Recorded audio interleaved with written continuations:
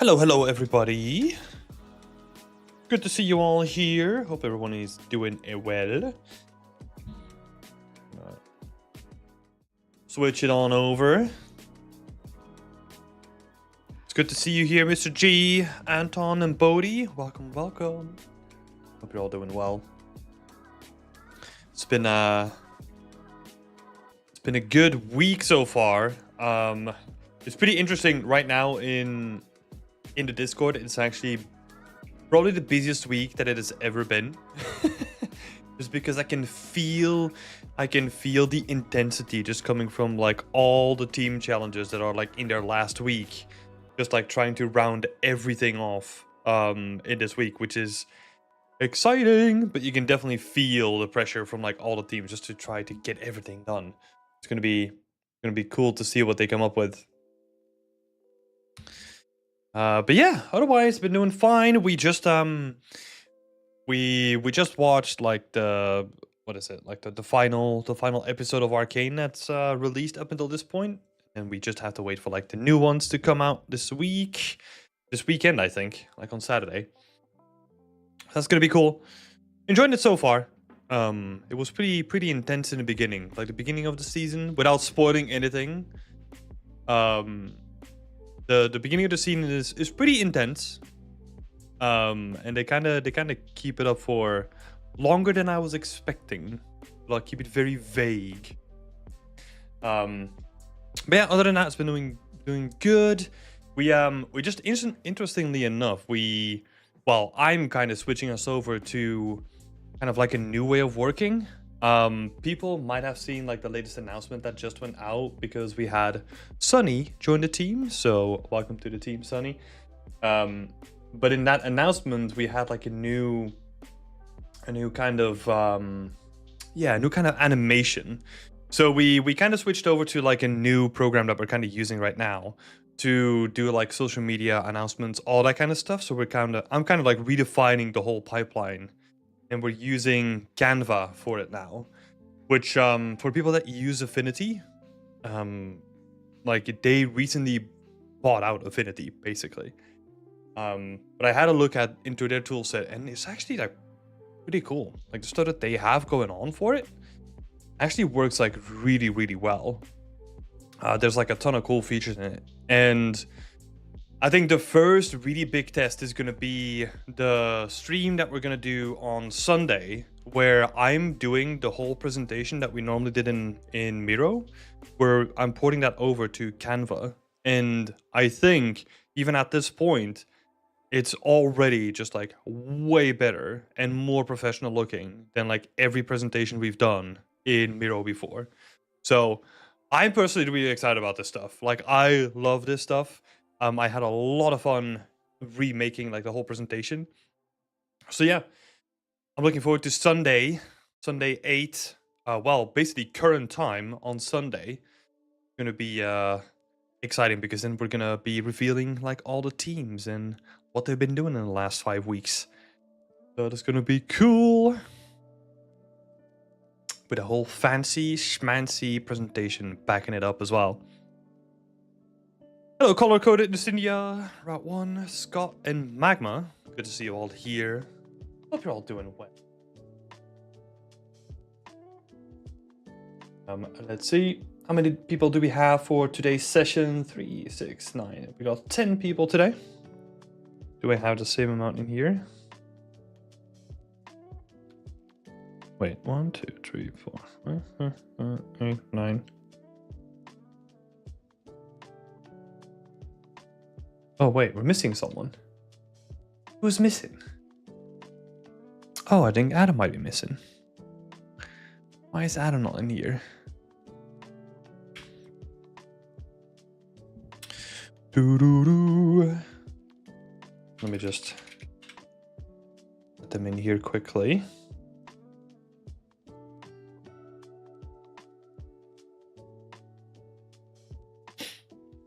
Ba-da-ba-bum. Yeah, hopefully everyone else is doing well. What has everyone else been up to? Let me know. I'm not in here. I think... Yeah, so, okay, I know what happened. So I'm kind of using like an automated process, right? So if you tag your work to be added as like Whip Wednesday, it will look for like the past week, what has been added, and then automatically download all the things. But your latest update is not from last week. So that's where it kind of went wrong a little bit. That's all right. We'll just smack you in there. Do it the old school human way. Ugh.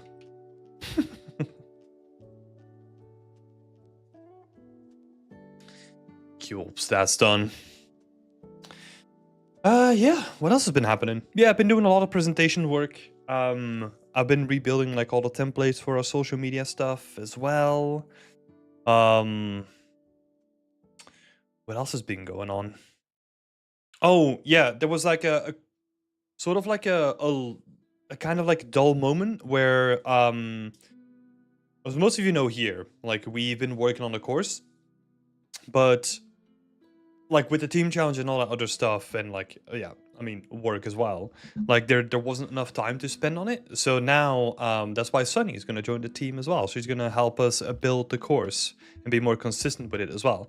So looking forward to that. That's going to be exciting to come along to. Yeah, hopefully that's the plan for the future, right? So we wanna continue working on the course. That is like our main priority. As soon as like the team challenge gets done as well, we'll both pivot and move on to that too. I think the second priority is just like I'm currently also revamping like a lot of the thumbnails and like the visuals around like the workshops as well, which we also wanna like take to the next level as well. So that's gonna be cool.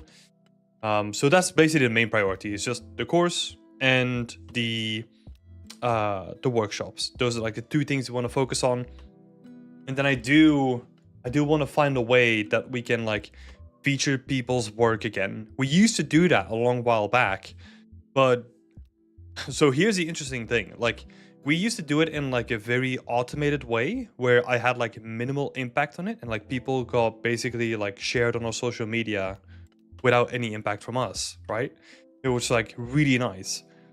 But when all the AI stuff came in, they didn't allow you to scrape the websites anymore, which also broke the way that we did it too. So yeah, we kind of need to find a way that we can do that now, which probably means that we'll have to do it like a bit more manually as well, which again takes more time too. So yeah, it's interesting how these things are all connected. Yeah, that's just a quick update from us. You need to in that case. Oh, you need to play Dead Space? Yeah, Dead Space is probably like one of my favorite games. Especially when it comes to the horror genre. Yeah, Dead Space is so good. I got a vivid memory of me getting scared by a shadow and like flicking my controller towards my sister that was like barging into my room at that point. So yeah.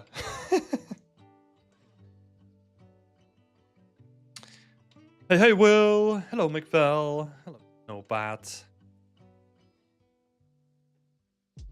You were sick, work and kids. Aw, sucks that you're sick. Hope you're better now. Missed the deadline sadly, but still working on my scene. I will post stuff early next week, so I don't. Yeah. Yeah, spelled exactly the same. It's weird to me. I've never seen anyone else with it spelled like mine. Yeah, I mean, yeah, I've never seen it either. The art book is also great. I don't think I've seen the art book. I don't have it, right? I fail to keep track of all that stuff. I don't think so. No. Maybe another one to add on the list then. Cody, what will the course be about? Like more general 3D environment? So it will be about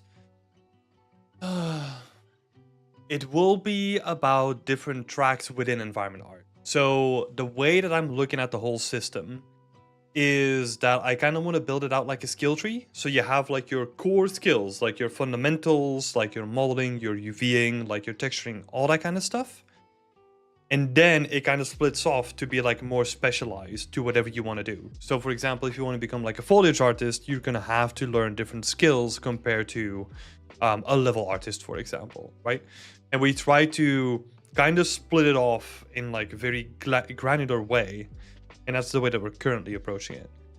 So yeah, it would be basically everything underneath like the environment art banner, which is quite a lot. And then hopefully we can like really dig down into it and like make it like very specialized. That would be cool. And it will not like lock you out like if you're like in like a certain section of the skill tree, right? Like if you say like, hey, the way that I'm thinking about it is that you kind of have like your core skills for that specialization, and then you have adjacent skills that might transition into another specialization. An example of that could be that if you this is like a different discipline, but it kind of highlights it, right? So if you have, as an environment artist, as a level artist specifically, it is good to have an understanding of level design. So imagine that you have like a node that kind of teaches you about level design, and if you then fancy it, then you would kind of like pivot to that specialization instead, if that is something that you fancy. We're not really going to do level design, right? But that's just more like an idea behind it. For example, the same thing can be said about like organics, where if you have to sculpt like organic stuff and you really like it, then you can probably pivot into like a different discipline as well. But we'll see how that works. A lot of it is like very early still. We've collaborated with over 10 people now, and so we kind of have like a decent amount of lessons that are like in the finalized stages, and we're getting a feel of how it's all gonna work and how granular we need to go. So we need to build like a lot of content first. But yeah, I'm also tinkering with like some smaller stuff too, because the course is definitely like the big one. But we'll see. Anyway, that's not what we're here to talk about. We're talking about some work in progress stuff today. I think we have 10 people, like I said before. So let's dive into it. Let me have a look. So I'm probably going to go with the oldest one. I'm going to go by chronological order according to the Discord. So let's see. So wait, let's do this thing. So I know that Mr. G is here. So if you have signed up for Whip Wednesday, let me know in the chat, and then we'll build like priorities out of that too. But we're going to start with Zaim, and then we're probably going to go with Mr. G, for example, next. So if you are participating today, feel free to let me know. Cool.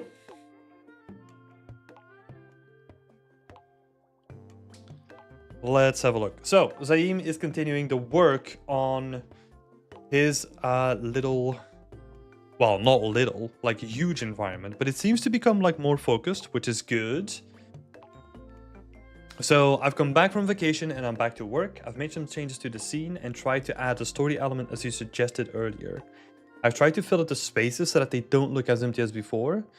And I want to get over this project and just want a final few tips that would make it even better. So here's the thing, whenever people ask for like, hey, I just want to get over this project, I feel like you're tired of the project already, right? And I'm probably going to suggest to you to do like a whole bunch of stuff which you probably don't want to do. Like just plain and simple as that, right?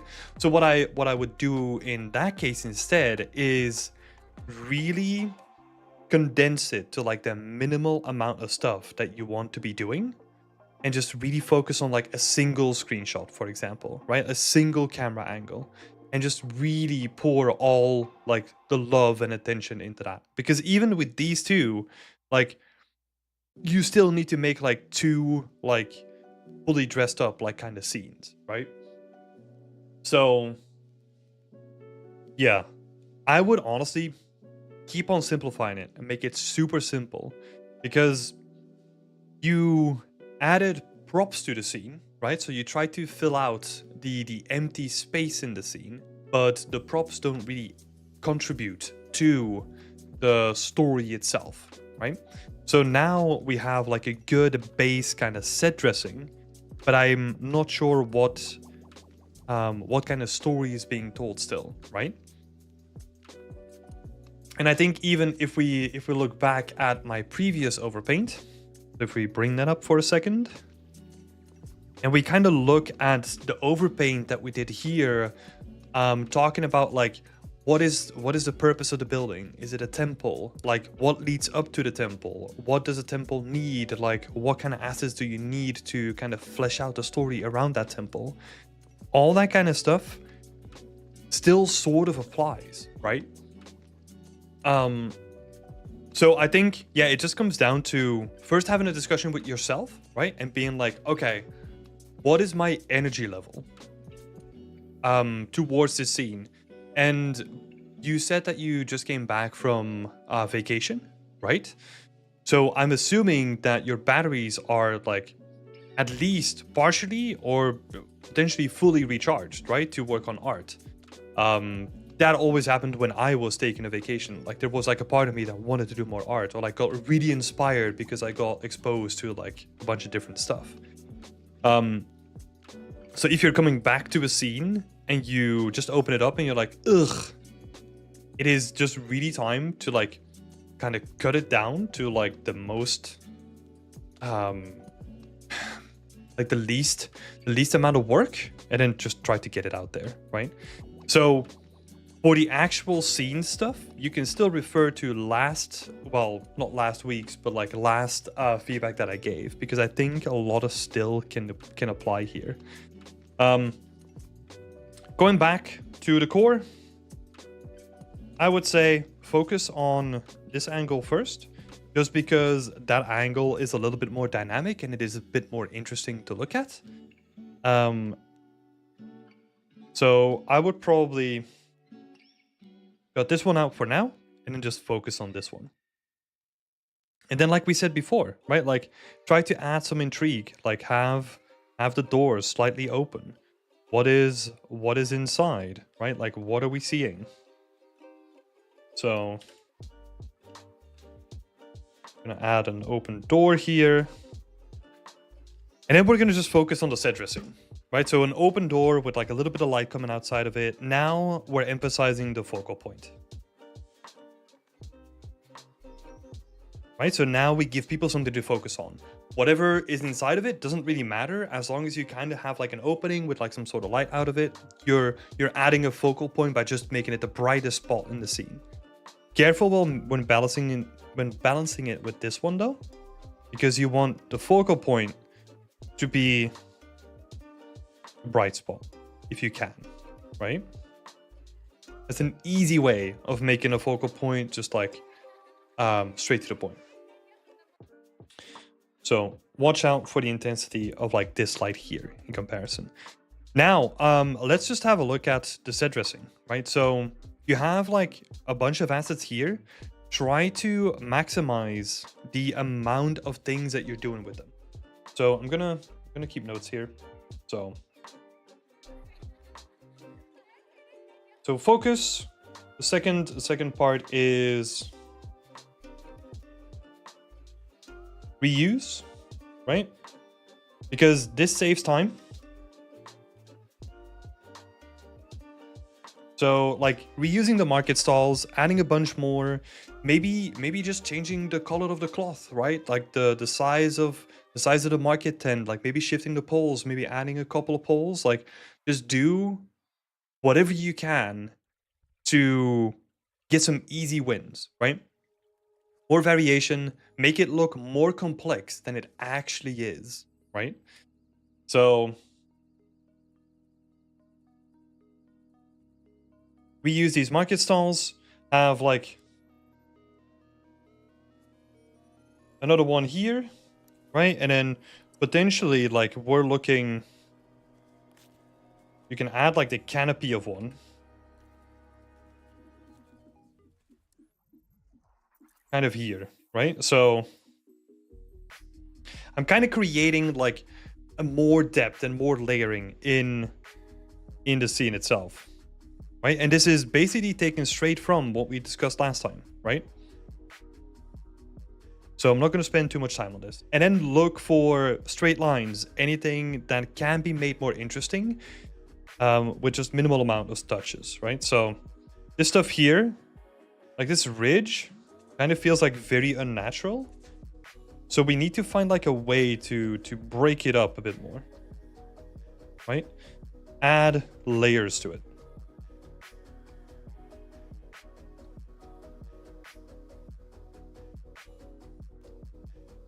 Plus parallax. Parallaxing basically just means that you have like multiple layers in front of each other, and once you start moving, like they move at different speeds, so you kind of get like the feel of a lot of depth in your scene. Right? And then the rest of it, you just fill up with stuff that you already have, right? Like use the stuff that you have lying around and just make it more interesting, right? Like you have some stuff lying around, so it would be a shame not to use it.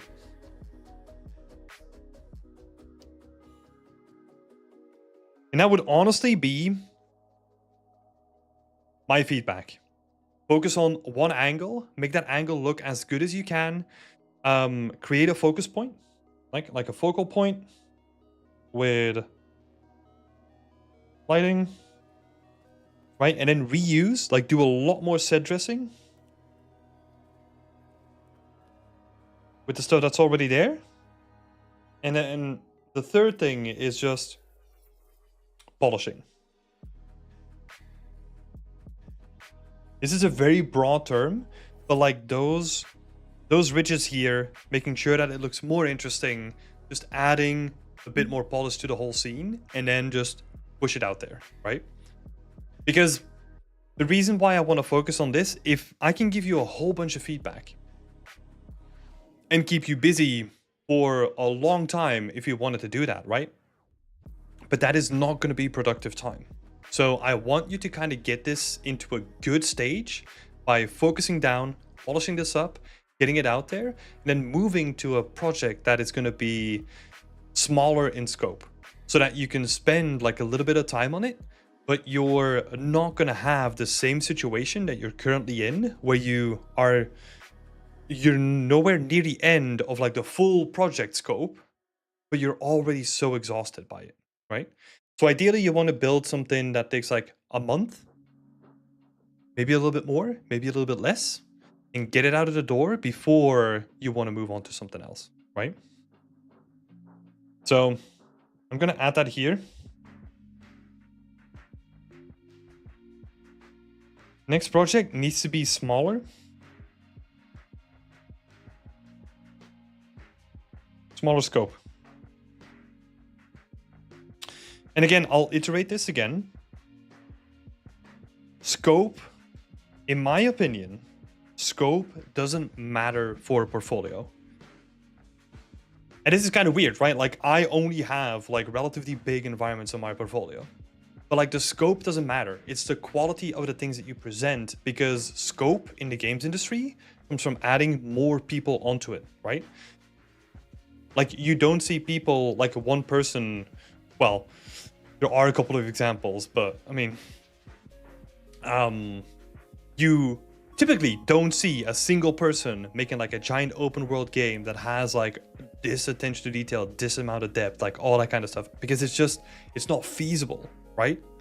So go smaller in scope, focus on building the quality up, and then over time, as you explore like more workflows and like you think about reuse in like a different way, and you potentially build up like an asset library as well, then you can be thinking about like expanding the scope, because you're not necessarily going to be working longer on those projects because you have more experience or more assets backing you up, right? Like shortening that time span again. So yeah. Just a quick one. But yeah, thanks for showing your work, Sim. I would say best of luck. Apply these 3 things. Polish it up. Take a little bit of time.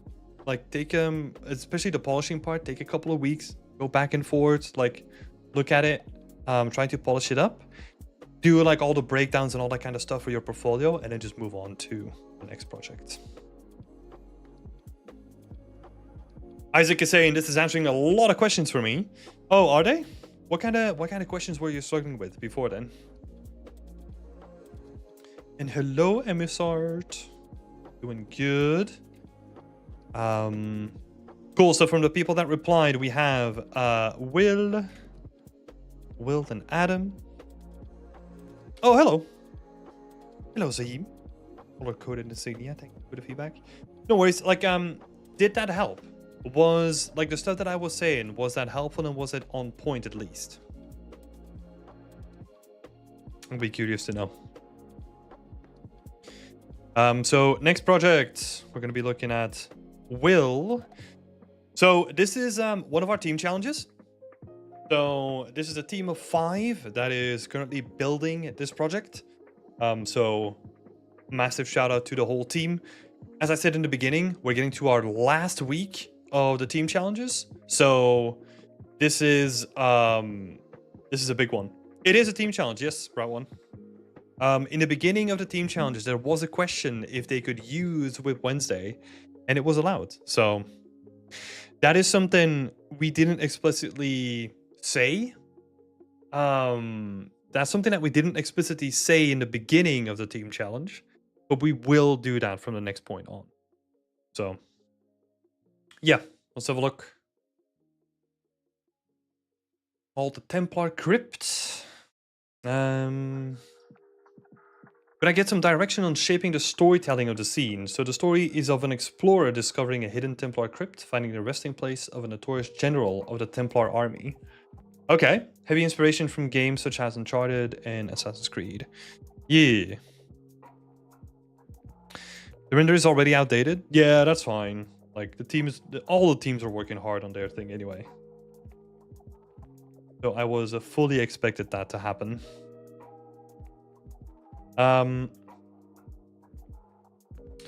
When you're talking about like the Templar, like there are like symbols that are like very reminiscent of the Templars, right? So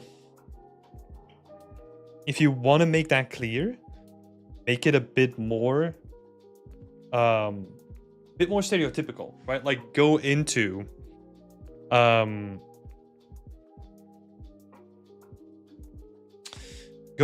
like what was it? Was it the red cross? Like on a white background? Is that like the Templar symbol? I'm not too sure myself. But yeah, making sure that that kind of comes through is going to be a very important, right? Or like might be, it's not that important, but it's like an interesting thing to add on to, right? So Omar is saying a red cross on a white background. A torn up Templar banner would do nicely in this scene. I'm also looking at it in a way of colors, right? Like that white is like a very unnatural color. And then that red can really add like a pop of color to it, right? So we kind of have a banner in the back, but I wouldn't say that it's necessarily that visible. And I would honestly have like part of a banner just like almost like draped on top of here, right? And then we see like a part of like the red cross here. It's probably like a bit too thick, but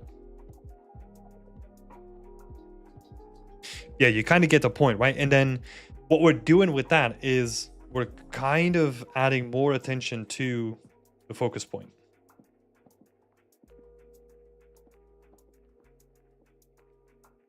Right, because we're adding like a little bit of color in it, which is probably a good way of using it. In terms of the other story, like the explorer discovering like a hidden crypt, I think other people brought it up before, but just having like a rope dangling or something like that could be very interesting, right? And just, I don't know, just having like a section of rope And then it kind of goes like down onto the floor, something like that.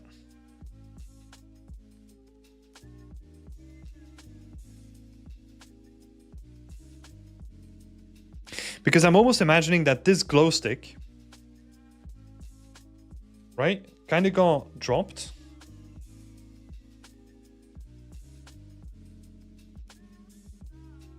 From a hole that we can't see in the ceiling, right? We don't necessarily need to see the hole as long as there is some, I mean, just like hinting at it would be enough, right? It's not that we have to like add lights and all that kind of stuff.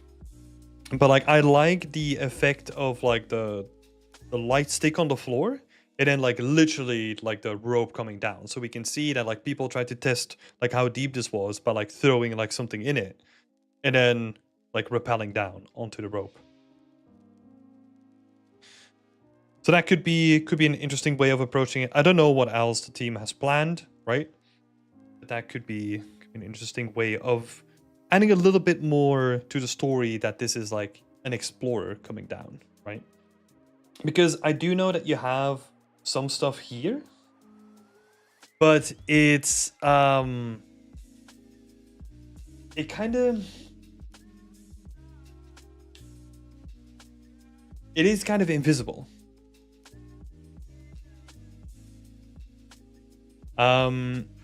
Say it. Hello, can you review my work? It's not much, but it's something. Can you look into it? I can't find a job. So I can definitely help with the first one. If you want me to review your work, we do this on a weekly basis, and you can do so by signing up on our website as well. So these are all people that are like members from our community, and I do this like feedback on like a weekly basis. Let's see. My current scene, I'm just reading through the chat here because some people were talking about the previous one still. So my current render has a lot that needs to be done. Was going for a potion game, but it's now scrapped. Feel like I'm a bit over my head with the list of things I need to do for now. Yeah, like the easiest thing you can do is cutting it down to a single camera angle. That's like the quickest thing, and just pick the best one that has the best composition and just focus all your attention on that. That's always the quickest thing to do, right? Like if you're looking to like scope down the scale, that's probably what I want to do.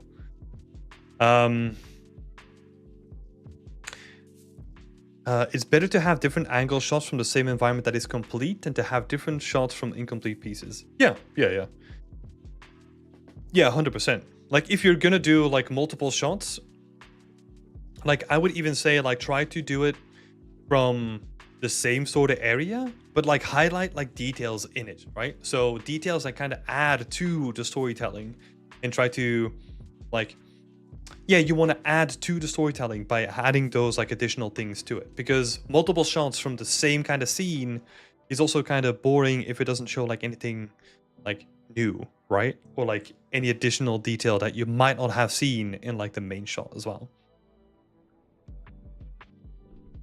Cole says this looks AI generated a little. How dare you, Cole? The disrespect on the team. How dare you? Razor Red saying the most important thing for me has been recognizing that the scale I've been choosing for a project is way bigger than I think it is. I think I'm always I always think that I'm choosing a smaller project. Oh, I see what you're saying. Bye, Sayed. Enjoy your sleep. Yeah, there is something like we always underestimate like the amount of work that goes into it, right? And we also underestimate like how long it's gonna take, right? So what I usually tell people is that if you are looking at a concept and you think it's gonna take X amount of time, like double or even triple the timeline that you have set out for yourself, and then you're gonna get quite close to like an accurate thing, right? So if you're looking at something from like a big scope and you kind of want to add a lot of details and like have it look really good, you're going to be working on that stuff for a long time.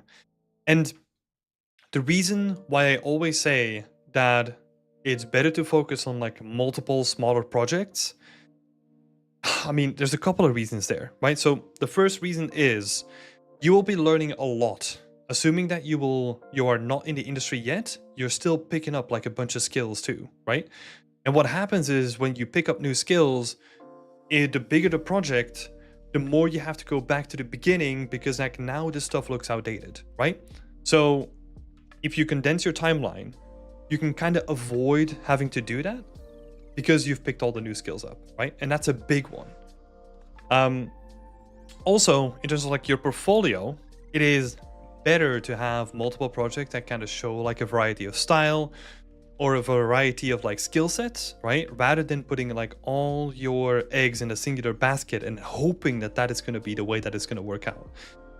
I think I have no real reason to back this up, right?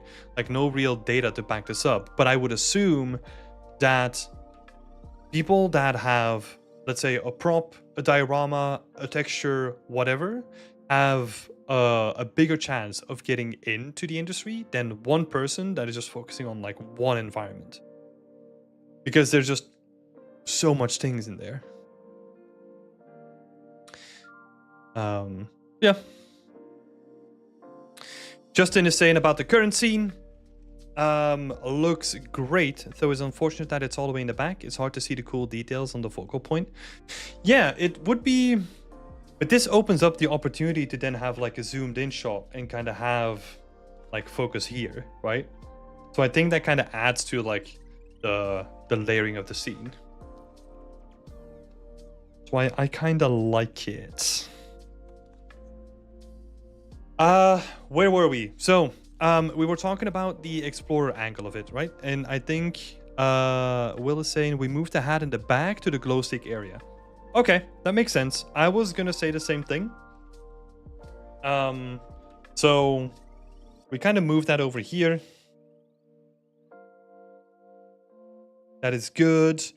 So now that kind of clears a lot of things up, right? Because now we kind of have like our main focal point. You kind of, as a viewer, you can even like literally come down the rope, kind of see like what is happening here in the first focal point, and then travel all the way down to like the end, right? You will most likely do that in the opposite way because you're gonna probably see like the brightest spot and then like explore your way backwards. But that's also cool, right? But we're creating like a hierarchy of like where you're gonna be looking. So I think that's gonna work really nice. I don't think you need to do all that much more on the storytelling of it. It's more about, yeah, just additional set dressing, having like smaller pebbles, like doing a little bit of blending between all the surfaces, right? Do you think that the pots feel odd on the rock rubble, or is there a different way to set dress that area? Pots on the rock rubble. Oh, this side here. Oh, I see. So if the team is going for like a collapsed kind of angle, then it doesn't make sense for the pots to be there, right? Because they're all going to be freaking smashed. So I don't think it necessarily makes too much sense here. You could probably use like the pots in just like areas in the back here and just make it like, I don't know, like a couple of miniature shrines almost, right? And kind of set dress like certain areas with those like pots. Because with those kind of assets, you kind of can use them in a lot of places. You can kind of like scale them up and down a little bit, like slap like a different material instance on it, like color them a little bit differently. You can get like a lot of reuse out of those simple pots, right? But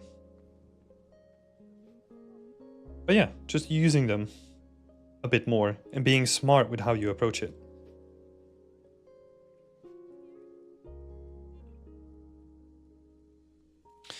So more pots, and then, yeah, like I was saying, I think this is what I've seen the team do. Like sort of these like transitions from like big to medium to like small stuff.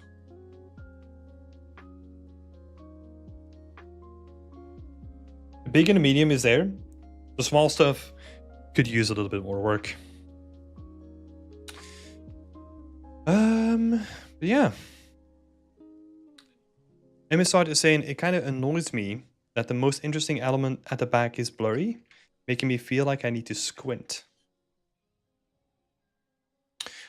Do you think it would be a good idea to add another room if you had time? You don't have time. Like, it's the last week. Like, you don't have time. I would focus on what's already here and really polishing the shit out of it. Do video renders, do presentations, do your breakdowns, do whatever you want to do. Just focus on that instead of like trying to expand in like, well, submission is on Saturday, right? You do not have time to do like an additional room. And also, to what point, right? Like I feel like then, okay, we're adding a different room, but what's the focal point of that room gonna be? Like we'll probably need like different assets, like all that kind of stuff. I just wouldn't do it. If the team says after this challenge, like, hey, I really want to build out this a little bit and have like multiple rooms and all that kind of stuff, feel free, right? Feel free to do so, but I wouldn't do it for the challenge. It's not a good idea.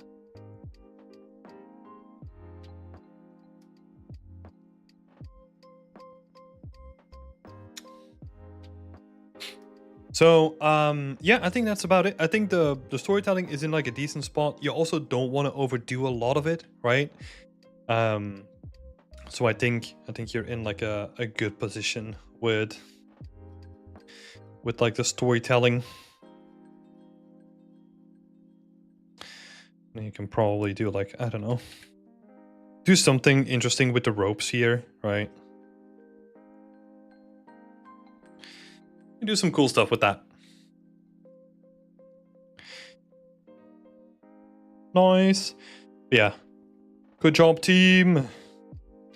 So yeah, what does it come down to? So the focal point, right? Like the Templar idea.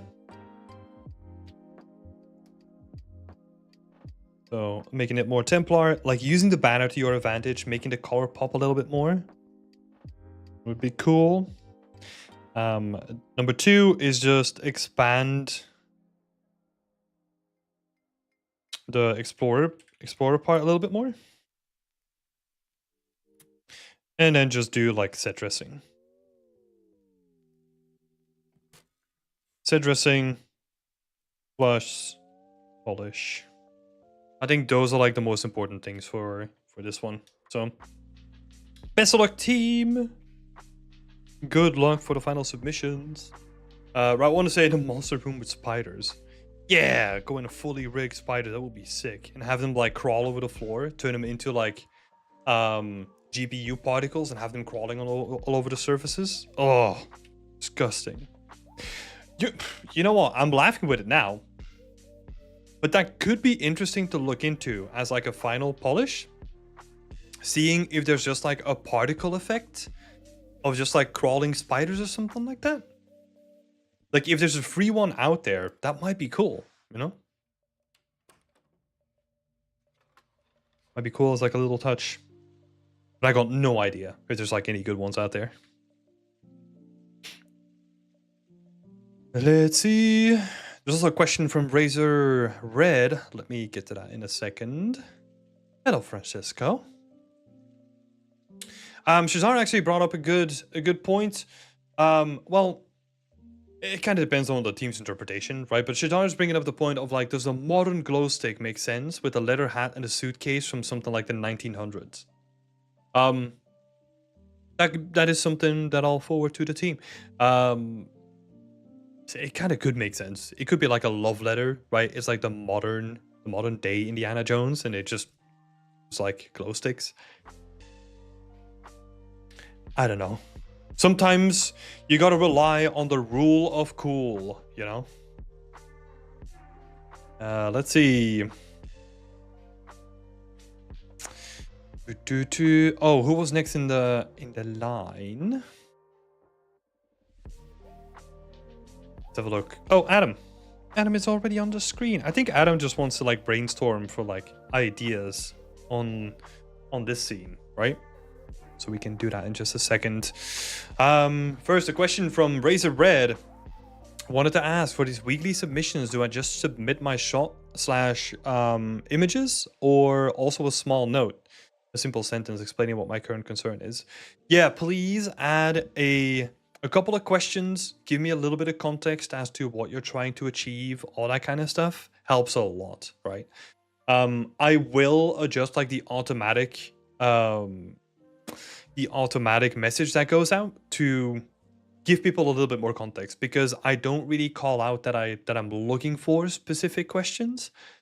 But I will do that in the future because that always helps. So yeah, that's a great question. So let's see. Some ideas for cool center points. Let's have a look.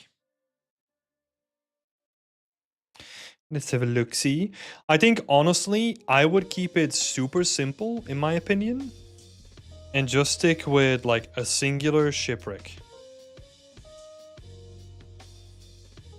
And make it all about that one. So I would get rid of like this shipwreck in the back and just focus on like a singular shipwreck and really make that stand out, right? Like pour your love and soul into it, and then you can probably like scatter like additional pieces of like, let's say, the hull in other places, right? As long as they kind of connect to like this ship over here, because you can do a lot of cool stuff with just like broken pieces of barrel like scattered everywhere, and just like pieces of broken plank like kind of drifting about, and just really going all in on like the shipwreck idea would probably be like my main point here, because I don't think sometimes the beauty is in like simplicity, right? Where you just stick with this one idea, that's it. So I would honestly just focus on that. And that's already what you're building anyway, right? So yeah, I would just go all in and just keep it focused on like one big wreck that is kind of like splintered into like multiple pieces, but we're seeing like the biggest chunk in there. And just like link all the individual chunks back to the main one.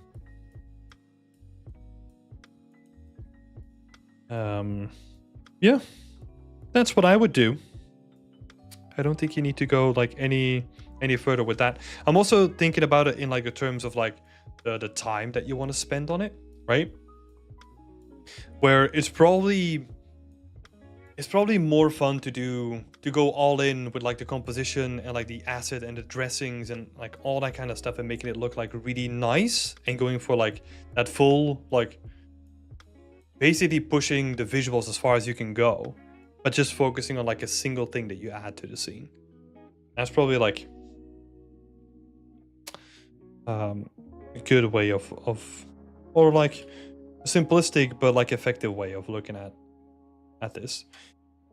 And then whatever you add in the rubble, right? So for example, like these islands that are like in the foreground, you can have hints of the cargo.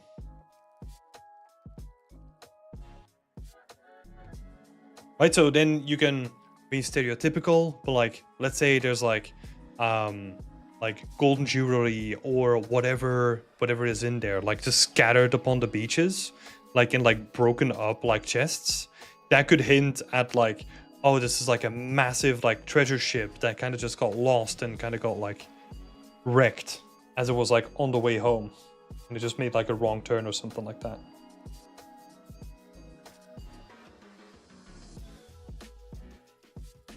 Yeah. Sometimes keeping it nice and simple is probably what you want to do. Like, I don't know if you want to push it further than that.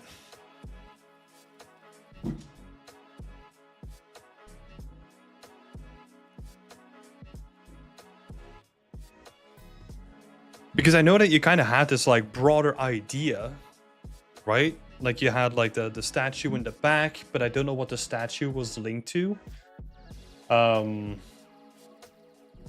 Or like what it was supposed to be at some point, so.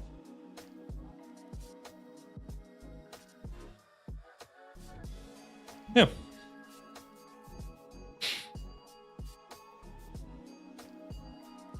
Because it also doesn't look like you could go with like the stereotypical like world building of like, oh, you have like the two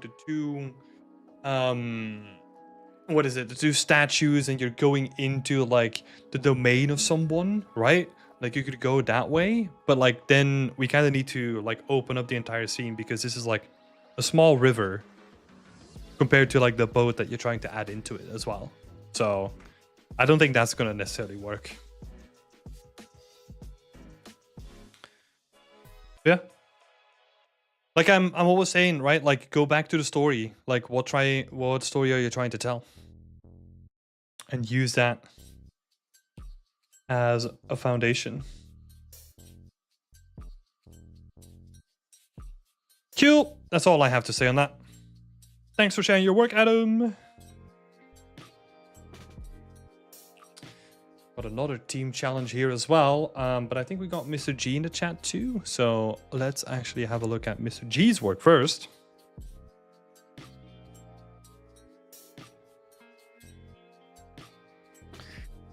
Here is an update. Looking for feedback on the atmosphere of the scene. I decided not to put people in the scene. I pulled in more so that the poles do not obstruct the main image. Yeah, that is cool.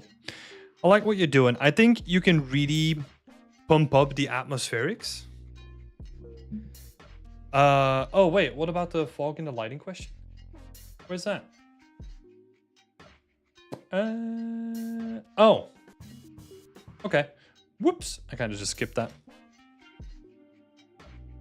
Let's have a look.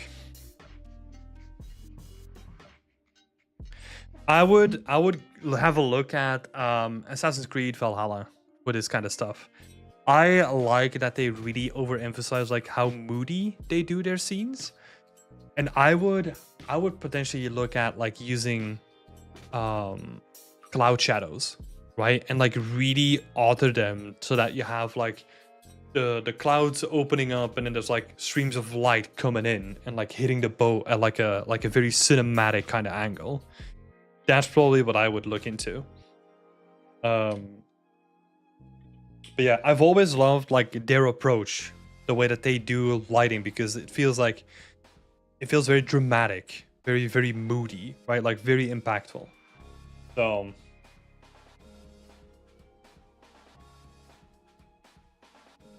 lighting from AC.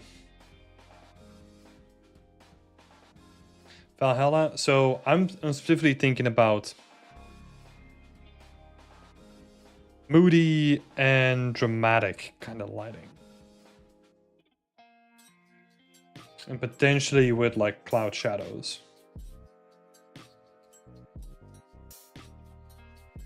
See if I can bring up some examples here. I think I do have like a whole bunch of pictures from it somewhere.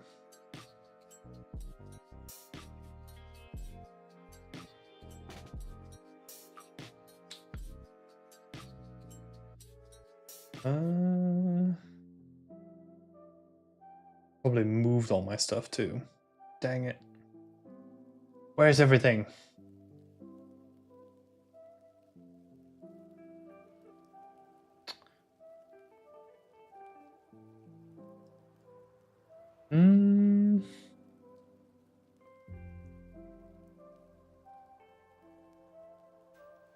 Game screenshots. There we go. Let's have a quick look. If we can find some cool stuff.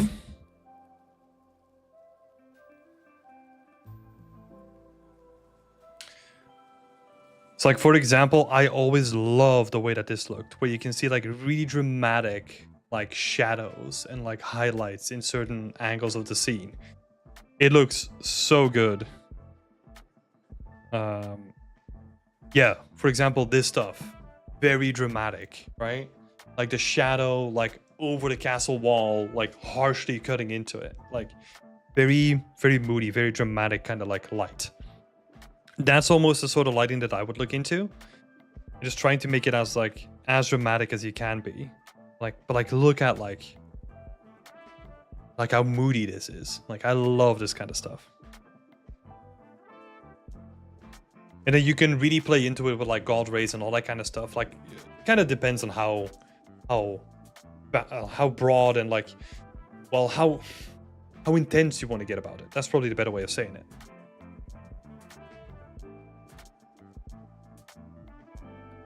Let's see.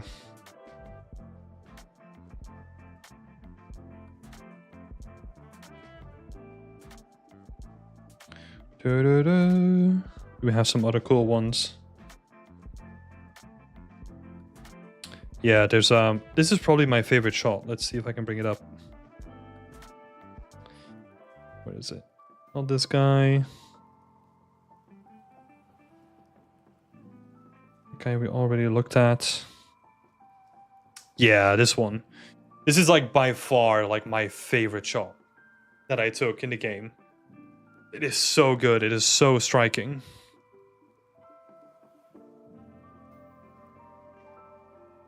I like love it so much where you have like this streak of light just over the entire building.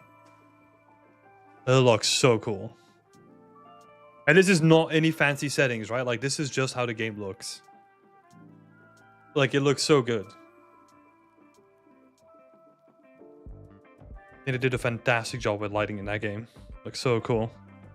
Yeah, that's probably the way that I would approach it. Because also like that's gonna help with like bringing out like color contrast too, right? So you can kind of break up like the green and the blue colors with something like very dramatic in contrast as well. So I would definitely play into that too. And then the fog is kind of going to come down to like what kind of mood you want to set first, right? So think about like the time of day that you're going for and what kind of time of day like the light kind of infuses into the scene, and then sort of play into it with the fog. That's the way that I would think at it. Yeah. Best of luck, Adam. Sorry for missing that question. Now we're going to switch back to Mr. G. So I mean, we literally just talked about fog. I think that's also what you can improve about this scene as well. No worries, Adam. Happy to help. Just having like fog come in from like the top, like you're already doing. But I would honestly keep the light very neutral in color. Think about what we're trying to evoke when we use the colors, right? Warm colors will have like a sense of like coziness, right? Like warmth, like all that kind of stuff comes in. And with like colder colors, we usually think about very clean and sterile environments, right? So think about a hospital. They don't use warm light, they use like colder lights, right? And then think about like what you would use in your home, right? It's usually going to be warmer light because you want to be cozy and all that kind of stuff too. So keep thinking about that. And I think it is best to use like a neutral or a cold color to kind of emphasize that this is like a very cold and sterile like environment, because it is literally a lab, right? So we kind of want to play into that with the colors. We kind of want to play into that theme a little bit.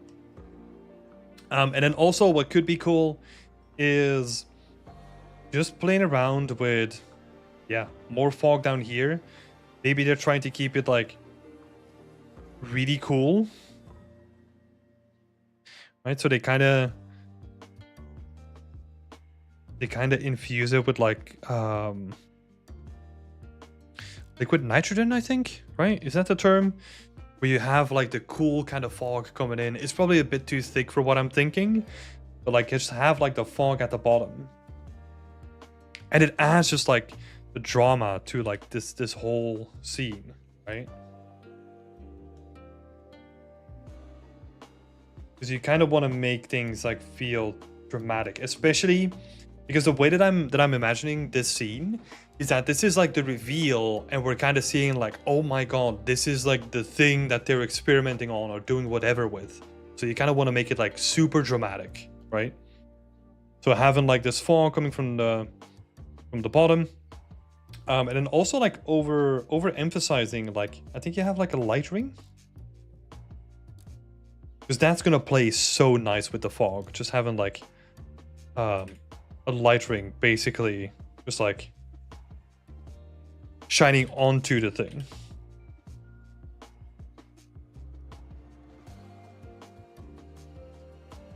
Right, so you have this entire thing that's just being like illuminated by like a ring of light and really emphasizing that. But overall I really like how he did like the lighting balance. I think when you do like the light ring at the bottom, you can then push that up in terms of brightness, but then also push up the brightness of some of the other lights as well, because I feel like we're getting to a point where these are like too low. I know why you made them so low, right? And it makes perfect sense to me in terms of like an artistic approach, but we're kind of losing touch of like the realistic nature of those lights, because those bigger lights, they tend to be like pretty bright. So I think in this case, what we kind of want to do is push up like all the values in the entire scene. Sort of like I think the concept art did a great job of that. We're gonna see if we can do some of that here, right?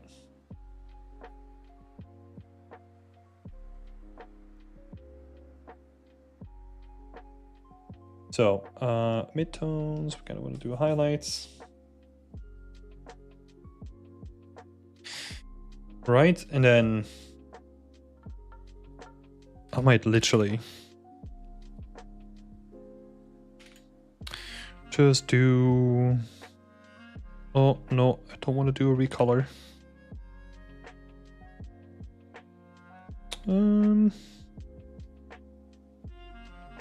Oh, actually.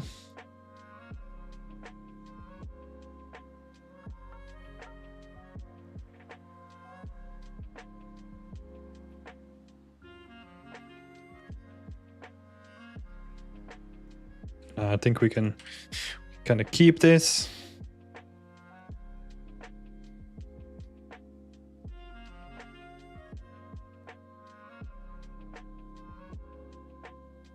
Oh.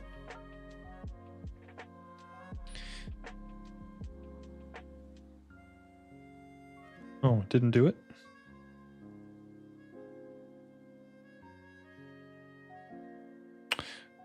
Oh, shit. Let's try that again. So yeah, let's have a quick look here. What do we do? Luminosity. Just trying to like neutralize like most of the colors. Cool.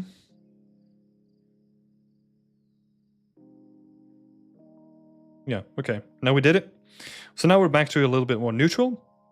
And then like I said as well, like I wanna boost up like the ones on the side too. And it's because we've made the center brighter now that we can do this, right?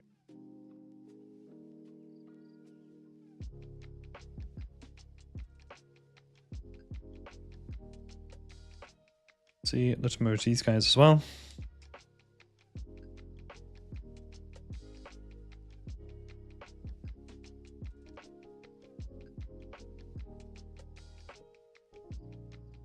Especially the platform, right? If we can...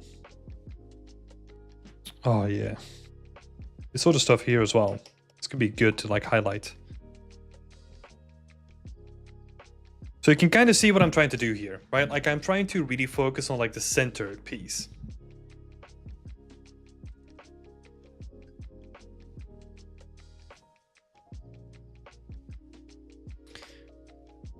So yeah, I think that could be really helpful. Make it more dynamic, dramatic, and then yeah, whenever that fog is gonna come in, that's gonna look sick. Let's see. But yeah, I think honestly, when you want to focus on like the what is it, like the fog and like the atmospherics of the scene, I think it's gonna come down to like just adding like, I don't know, like some volumetric fog in there.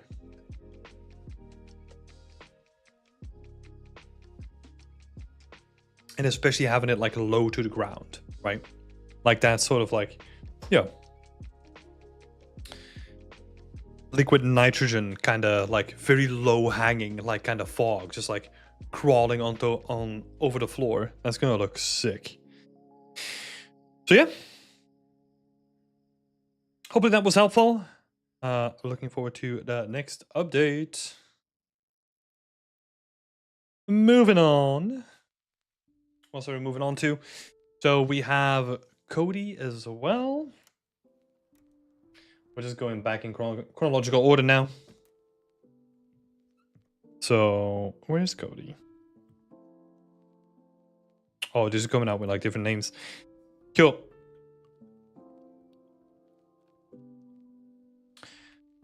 So, back again with a new update. I've been incorporating some of the feedback from last time and changed some stuff up a bit. The story here is that they're building a portal, but depending on the configuration of the mirrors, it will transport him to a different place. Okay,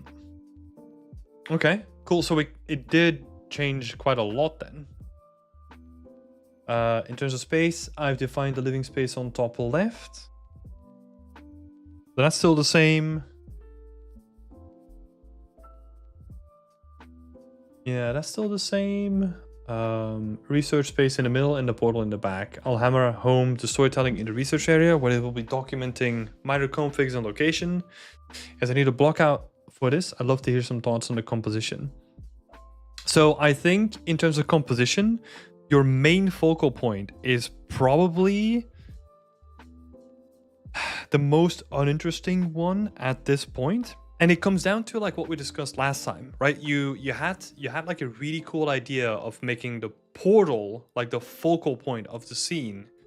But if you look at this doesn't excite me in terms of like composition, right?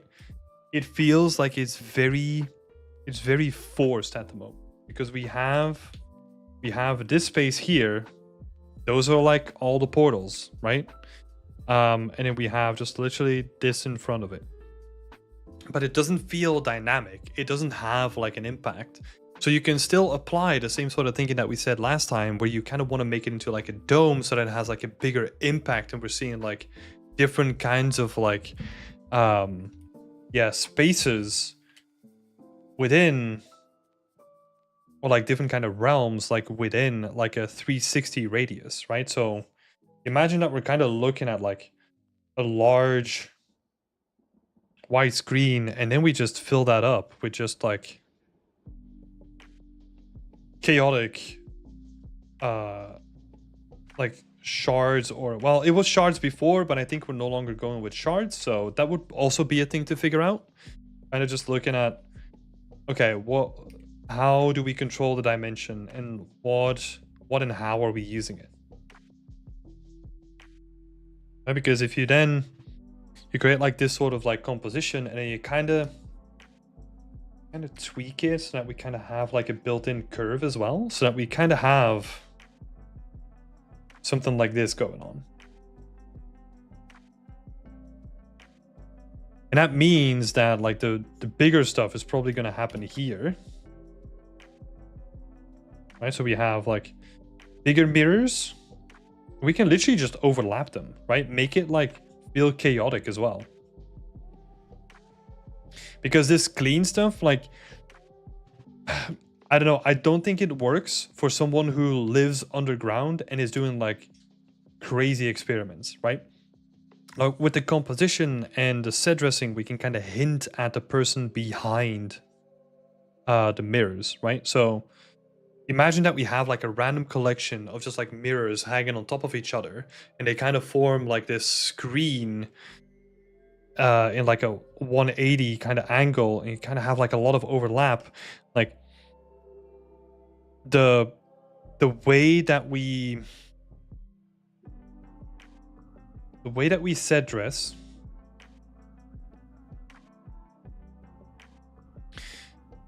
hints at the person.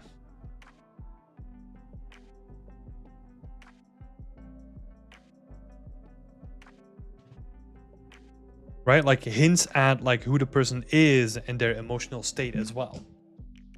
So we can kind of use that in like a very cool way to then it's like make it seem like, oh, I mean, maybe a better way of looking at this is imagine that you have the possibility to go to any realm ever. Would that not drive you freaking insane? Like I think it would, right? So hinting at like the person's emotional state and that he's probably seen like something that's no one's never seen before, but he's the only one holding the information. Like that must drive you like insane to like a certain degree, right? So playing into that is probably like the best way to do it. Reason again, because I'm also saying this in terms of like a composition exercise, is that you want to make the most of the space that you have. And most of the space feels very, very squarish, right? And very blocky shaped. I mean, it's a block out as well, but you kind of want to make it feel a little bit more intriguing if you can. And we do this by adding different shapes into it and also breaking up like the symmetry in the space as well. So yeah.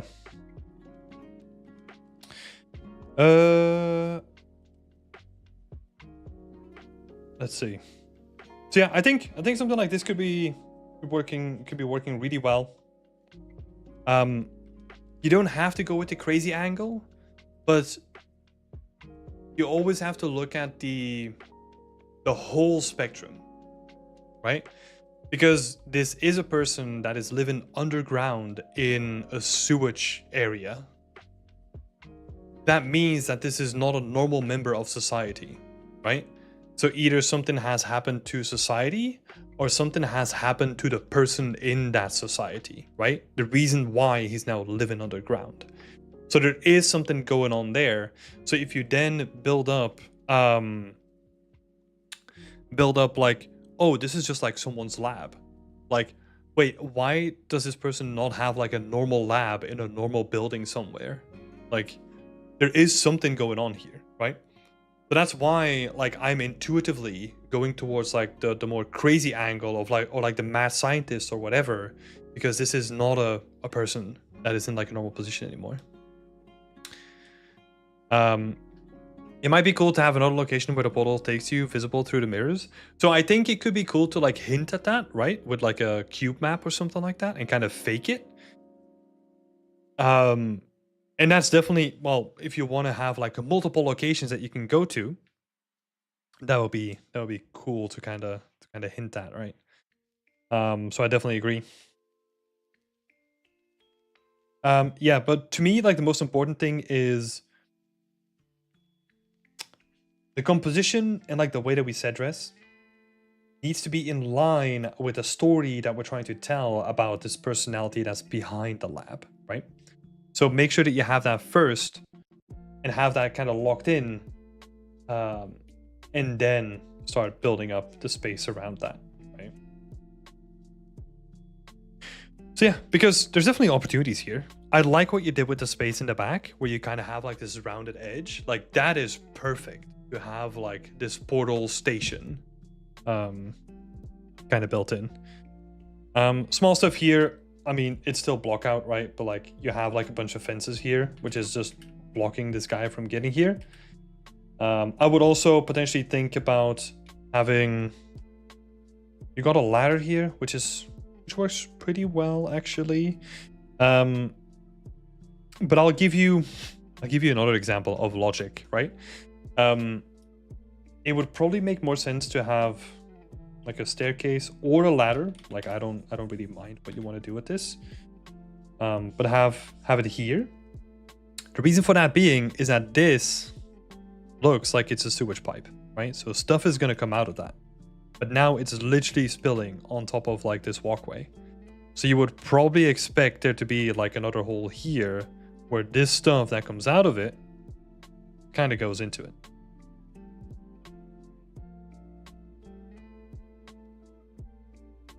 So yeah, I mean, I know it's a lot, just going through like a bunch of stuff here. but that stuff kind of matters, right? Like the logic of a space, like is the foundational thing. Cool. Let me see. What else is there? I'll hammer home the storytelling.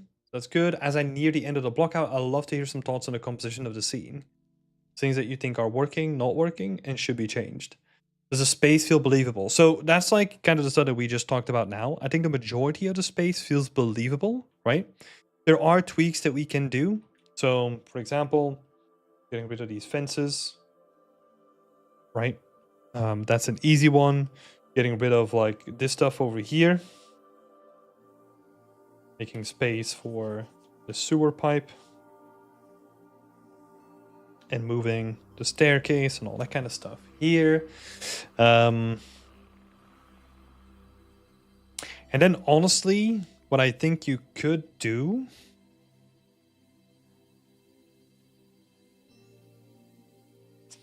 Let me see. Let me see.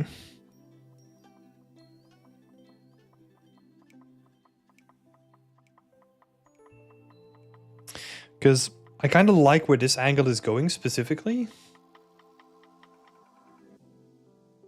Like this one is becoming pretty interesting, but it's just too focused on the main shot. So what I would probably say is have like a camera here that kind of has like side of the portal and of like the main thing, the main sleeping area.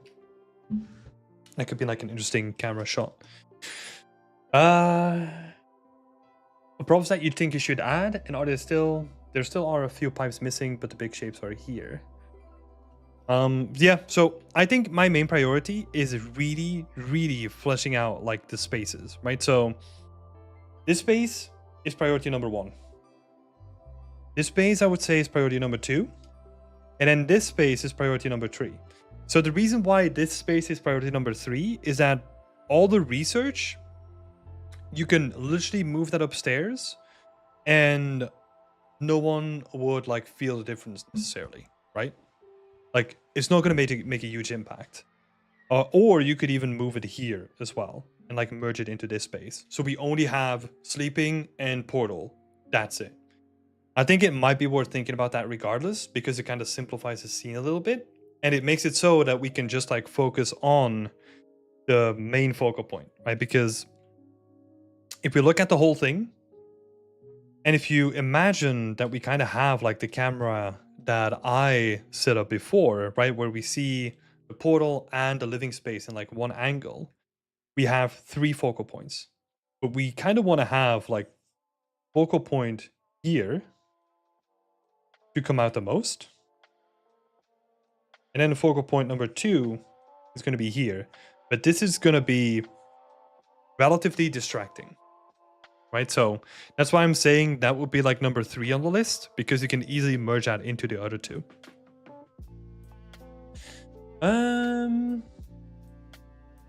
Yeah. I know that was a lot.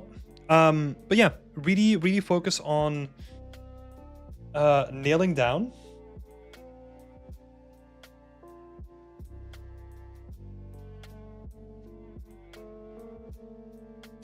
the portal bit. That is 100% what I would focus on. So nail that down first. That is priority number 1. Make sure that you kind of know the story and also the person behind it too, right? Like we talked about. And then number 2 is focusing on the logic of the scene a little bit more, like doing those small tweaks with like the sewer pipes, maybe have a staircase going up somewhere. That's sort of like logic for the location. And then, yeah, keep iterating on it. Yeah, best of luck, Cody. Best of luck. And let's see, who's next? Ty is coming in next. So Ty has a bunch of stuff. So working on a merchant's courtyard in Venice. Hello, Ty. Welcome, welcome. In the late 15th century, where he has thrown a night banquet during the carnival, and the scene depicts the aftermath of that. Everyone has gone home and the servants are cleaning up the mess. Okay. All the elements are still whip. But I'm mostly looking for feedback on my prop placement and whether or not it makes the scene look too busy or confusing, and any suggestions on how I can improve like the composition of my main shot. I've included 2 versions. So those are like the versions down here, I would say. No, it's good. I'm just sampling through like the wall of text. So 2 versions of the main shot as well, because I'm not sure if I should have flowers so close. Oh, sorry. No, this is the main shot then. Oh, okay. I have an additional shadow story of a murder you witnessed by only seeing the shadow, but I'm having trouble pulling off the composition for these shots, so any suggestions on how you could make those would be more than welcome. So, okay, let's break it down. First, main shot here. Let's have a look. So, from like the composition, what we are getting at the moment is that this is going to be pretty important, right? So this starts to feel like a focal point.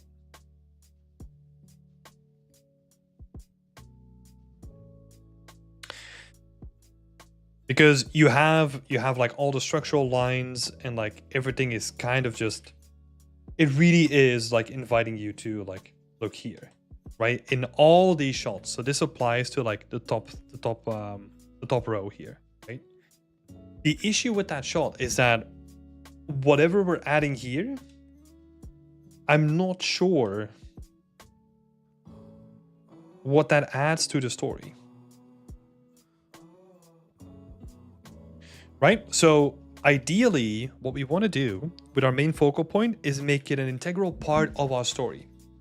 So if you want to tell a story of a night banquet during the carnival, right? What is the main asset for this carnival themed night banquet? Right? So that's what you have to like kind of figure out. So you have a focal point, but there's no hero prop or like hero asset in it currently. And we don't know what is going to be there, right? So that would be, it really seems like the most boring place at the moment. It doesn't look like a boring place. It just has like nothing going on yet, right? So usually you kind of want to keep like one like hero asset. Like it could be a statue that's like fully decorated with carnival stuff. It could be whatever you want it to be, right? That depends on like the story that you want to tell. What you said, so you have a rich merchant's courtyard in a 15th century Venetian Gothic style, and they're throwing a carnival themed night banquet, right? There's a whole lot there, but that is all just flavor, right? If you want to tell a story, it has to be more personal. And I think that's also why you kind of felt it yourself, right? Because you were kind of intrigued to then also do like a more shadowy kind of spin on it. I'm not saying that you have to go the shadowy route and that there has to be like a story with a murder and all that kind of stuff involved. But I want this courtyard to represent a person that is important to this city, right? And you can represent that in like a whole range of ways. You can do a statue, you can do, I don't know, it's carnivals, you can do like them dressed up in a carnival suit, you can do so many things, right? But if you are going to use that as a focal point, make sure that we kind of have something there that is linked to the story, right? So that will be number 1. So the focal point kind of needs something like a hero asset that then links back to the story. right? You can also do it the opposite way, or like another way, where instead of focusing so much on the back, right, we kind of reduce like how intense this is in the back. So let me duplicate this.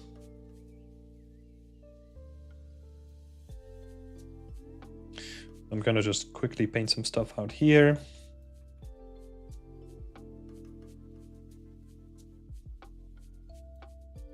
Right, and then we kind of do something different here. I'm literally going in with like a brush, right? So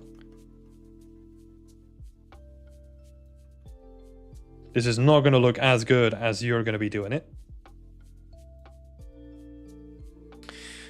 But what I try to do here is we're trying to shift from, let's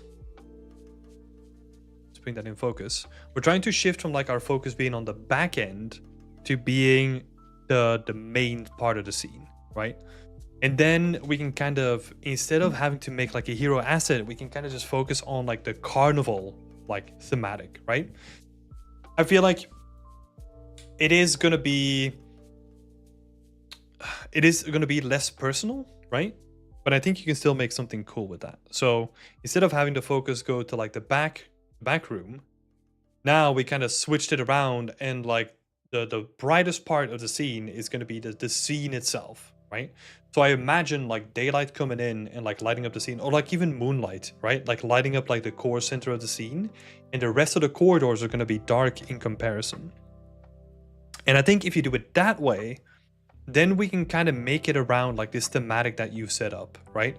The thematic of, oh, it's carnival, it's like huge festivities, and now like it kind of concluded. So you could do that way as well. I'm just kind of trying to give you like a bunch of options here, right? So I just want to be clear, just as like a little recap, I don't necessarily want you to make it about someone specifically, right? Even though I think that is like always like a pretty good way to go about it. You can also make it about the scene itself and like what happened there at a certain point, but then you just have to like focus your image, or like treat your image in a different way so that the focus is on the scene itself rather than on a specific area of the scene. Cool. Let's see. And then you kind of have this section about like the flowers, right? The flower in the foreground specifically, which I don't mind at this point. It's like a visual tool, right? So if you don't want too much focus to go on like the side of the scene, if you want to kind of block off that little area there, you can then just put a plant there, right? Or just shift the camera a little bit or something like that. But yeah, I would just see it as like a visual tool. If you feel that like you're getting distracted by something else in the scene and it's distracting your attention here. So I'll give you an example, right? So if I do like a quick overpaint again.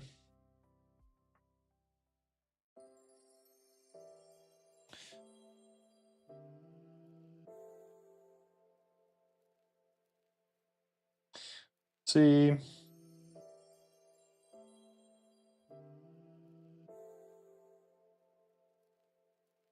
Oh, I'm making it darker, I think. Let's see. Is that even the right one? It's not. What am I doing? So.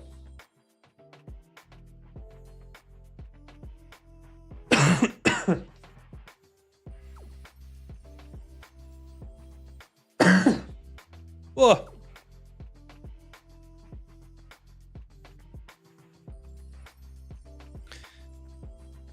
So let's say you end up in a situation like this, right? The side corridor is pretty distracting. If you then put like something in the way, like that's like an effective like visual thing that you can do, right? I mean, you would ideally like just turn down the lights, but yeah. I was mostly worried that the flower was making the left corner of the image too stuffy and full. So then we can pull into like another visual thing that we can play around with is like depth of field, right? Usually things in the foreground that are like pretty close to the camera, they kind of get like blurred out a little bit anyway. So yeah, like you can kind of use depth of field for that as well, or like reduce it with the lighting. Like there's so many ways of like reducing it. Let's see, what else is there? I would also like to get some basic lighting suggestions, though it's still pretty basic. So this again, like you want to do like a night scene, right? I would potentially just go for the stuff that we said here, where you just have like a stronger like blue light coming into the entire scene. That's probably what I would do.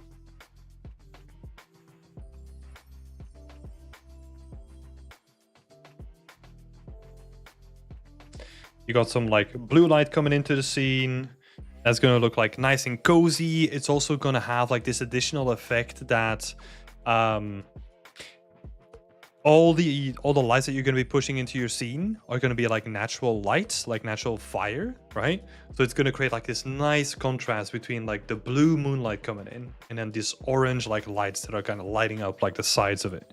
So that's going to look like really nice. So just think about something like this, but really push the values of the light a bit more so that we get like a bit more light in the middle and reduce the light that's in the back here. And I think you're going to be in like a good position then. So you just make like the main courtyard, you make that your central focal point, and then the rest of it, you kind of like dim those lights down a bit.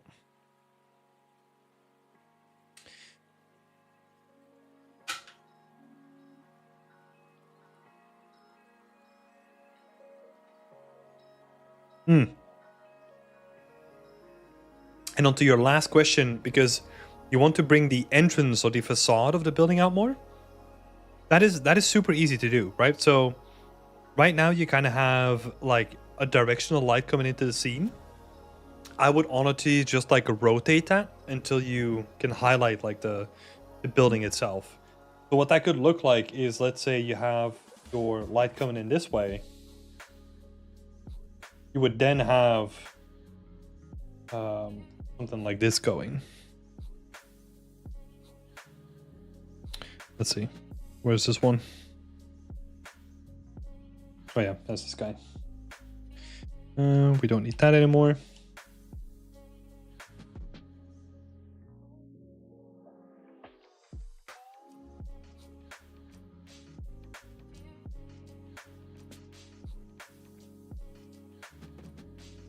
Right, and now we have like a bit more focus on the building itself.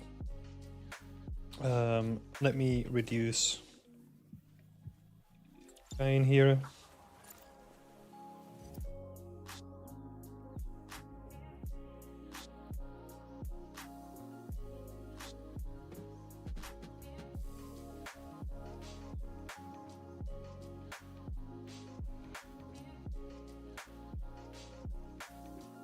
You kind of get to just like paint with the light a little bit, right?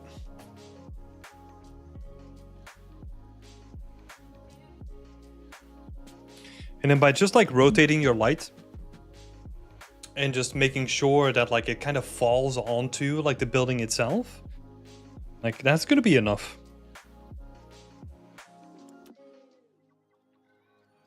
Hello, puns.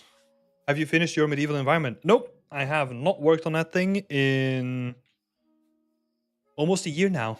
I think since I started, I haven't worked on it ever since. But yeah, I hope that was helpful, Ty. There's a lot of cool stuff going here, right? Like, I like the base setup of the scene, and I think just like rotating the light around, making sure like what you want to pick, right? Like what kind of angle you want to pick for the story that you want to go for, making sure that that is all kind of like fleshed out. I think those are going to be like the main priorities. So yeah, good stuff though. Like this is going to look nice. So keep it up. Atim, I was just wondering what your advice is on choosing my next project. I want to do an outside scene. Well, yeah, thanks for answering your own question. If you want to do an outside scene, do an outside scene. I mean, sometimes it's literally that easy, right? Like if you want to do an outdoor scene, just do one. Just yeah. Seems like you kind of know what you want to do. That's good. Let's see who's next. So Oscar Britton.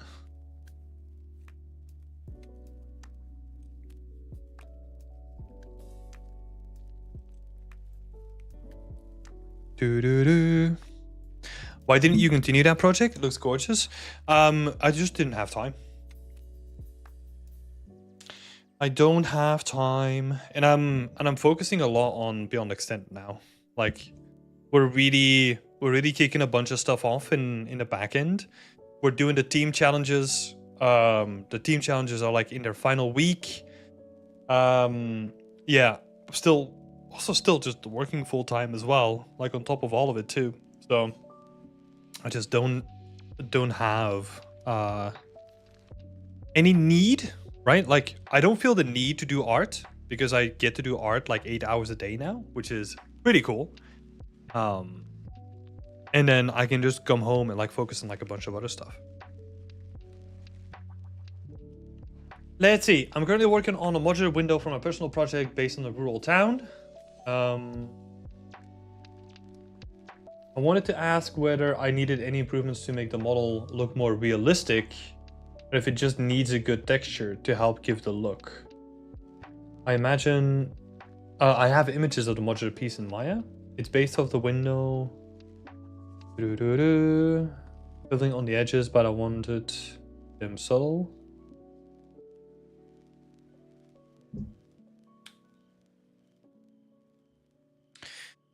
Okay, so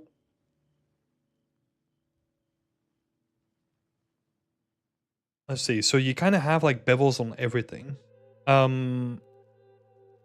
You kind of wanted to keep them subtle.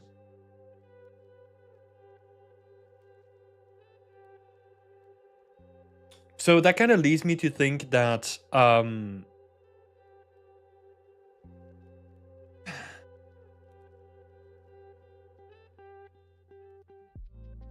not too sure what kind of workflow you're going to be using for this, right?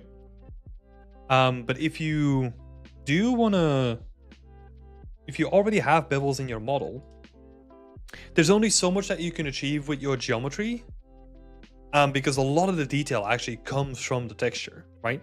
So like all those edges, like those nice beveled edges and all that kind of stuff, that can just come from the texture, right? So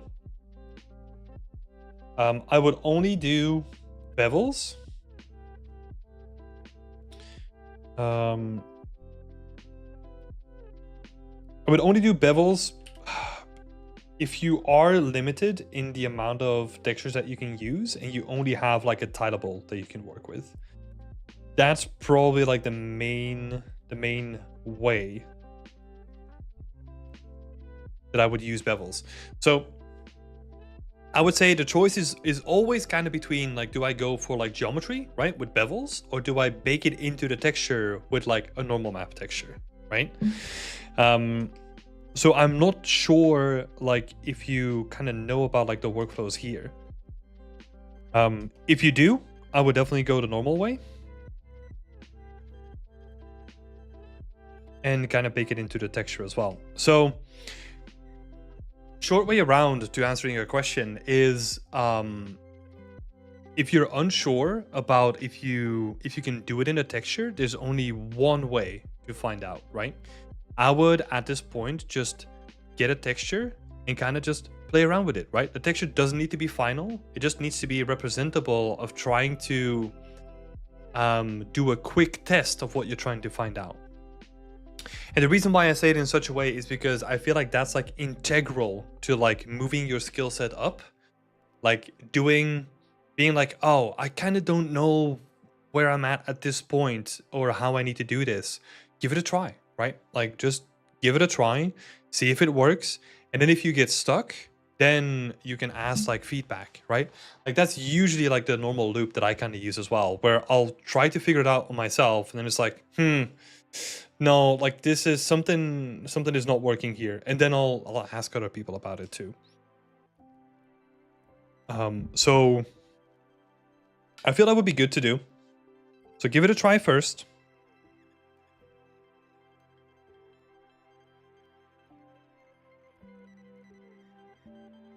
Because another way of looking at it is if you're unsure about something, there's only one way to confirm whether it's good or bad, and that's to actually see it visually, right? So I would just give it a try. If you wanted to make it look more realistic, right? Because that was also one of the things that you wanted to do. Look at the shapes that these windows have, because all of them have like nice rounded curves, right? They have like a circle, where yours doesn't have like a full circle, but it kind of has like a side corner, right? And the reason for that is that this is like a very, very old like building technique, right? Where if you have, let's see, I mean, it's not that important for these guys, I'm guessing, but like I think it was from the old Romans, I think, where if you have an arch and you make it out of stone, like that is the main way that you can kind of build it, right? Because you have like the center stone here, which if you add that one in and it's like slightly slanted on both sides, it will like push out and basically lock all the other stones in place, just because it's putting so much force on like all the other ones, right?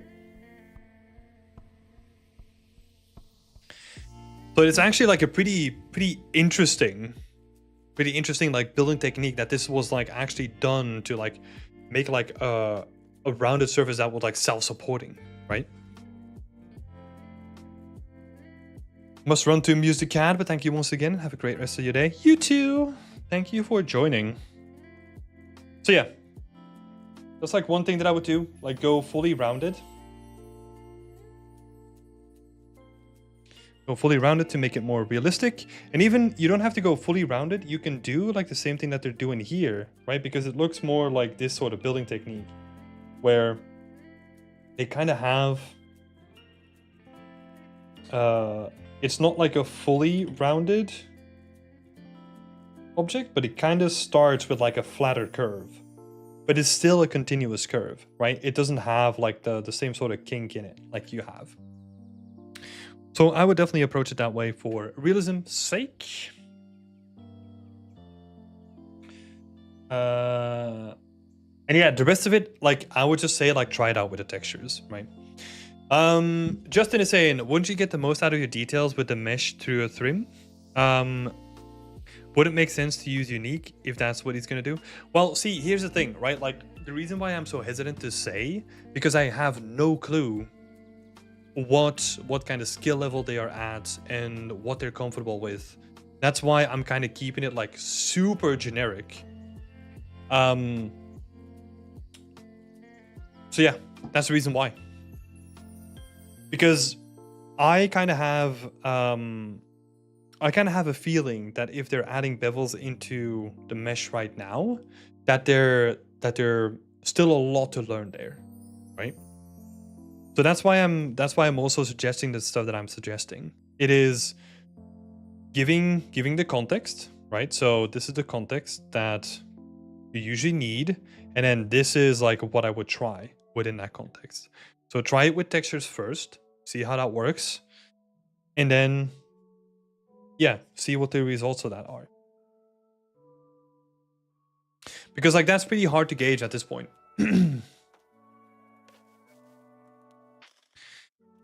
So yeah, cool. I would say that's it from my side. Let's see, is there anything else in here? If you have any pointers of the idea of modeling the environment based on the concept, I would appreciate it too. So, well, if you are literally going for like a translation of this concept, I would think about how you are going to texture the whole thing, right? So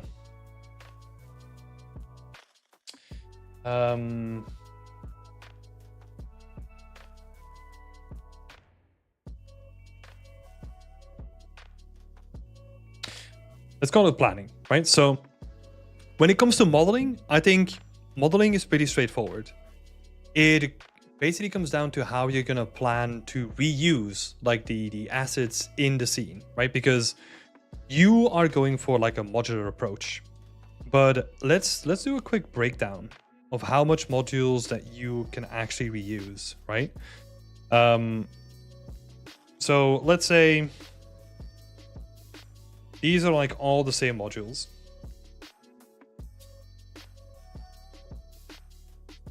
Right, and then you probably have like the same amount here, potentially.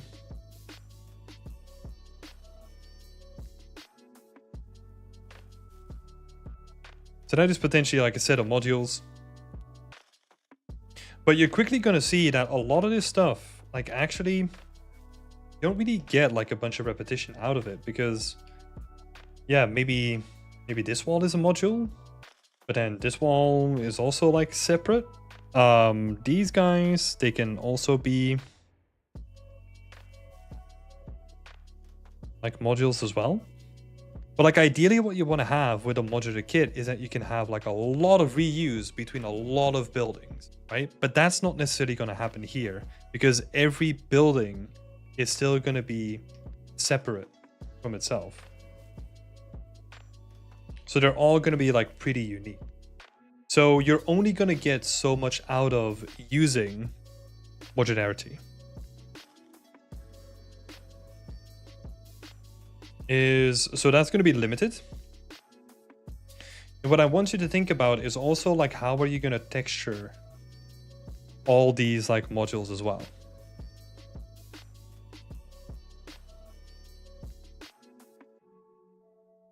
There is stuff like vertex painting. I think that's going to be pretty straightforward. I would definitely look into that. But really try to do this breakdown for yourself, right? Like see like how much reuse you can get out of like the modules that you're building and like how much you need. Because a lot of this stuff is going to be like pretty unique. So I would just try to do that exercise, try to do the planning for yourself and see how far you get with that. Cool. So let's move on. Let me know if that makes sense, Oscar, and then yeah, feel free to tag me.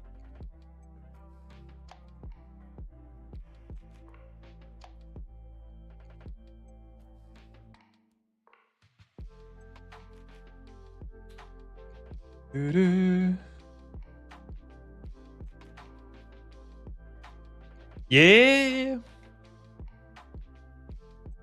Well, it's not the longest session that we have done, Sia. So we're getting pretty close to the end. I think we got 3 more people, and I think then we should be down for the session. So let's see who is the next person. We got Samir. I don't think Samir has like any specific questions, honestly. These 2 things are basically explaining like how they did like the high poly, which is pretty smart, pretty good way of approaching it, making all the tentacles. This looks sick. Like the statue itself looks pretty freaking sick. Just a little bit of context for people that are watching. This is also one of the team challenges that we're doing currently. So this team is also doing a really good job. I mean, results speak for itself. So I'm not too sure what we can talk about here. There's no real questions. Oh, I wanted to ask if it needs more breakups. No. Yeah, hello Samir. Good to see you here. More breakups. I don't think so. Unless you kind of want to make it like I don't know. Breakable. Yeah, maybe damage decals. Like you could kind of do that stuff, but the way that I would look at it is look at it from the scene's perspective, right? Like that's like the main priority for the challenge, of course. And there's a lot going on in the scene itself already. So like those little damage decals, like they're only going to add to, like, let's say your personal portfolio post, right? Like not necessarily for the team challenge, like finals for the week. If you wanted to, like, some damage decals could be cool. If you want to add some like additional breakup, that would be like a really easy way of kind of just like getting some cracks on there, right? That could be cool. You can kind of do it as like projected, or you could have it like as mesh decals as well, so that you can have like a break that kind of just like follows the curve of like one of the tentacles too. It could be cool, but I think it's more of a cherry on top than like what's really necessary, right? In terms of like the scene's perspective. So yeah, that depends on you, what you want to do with it.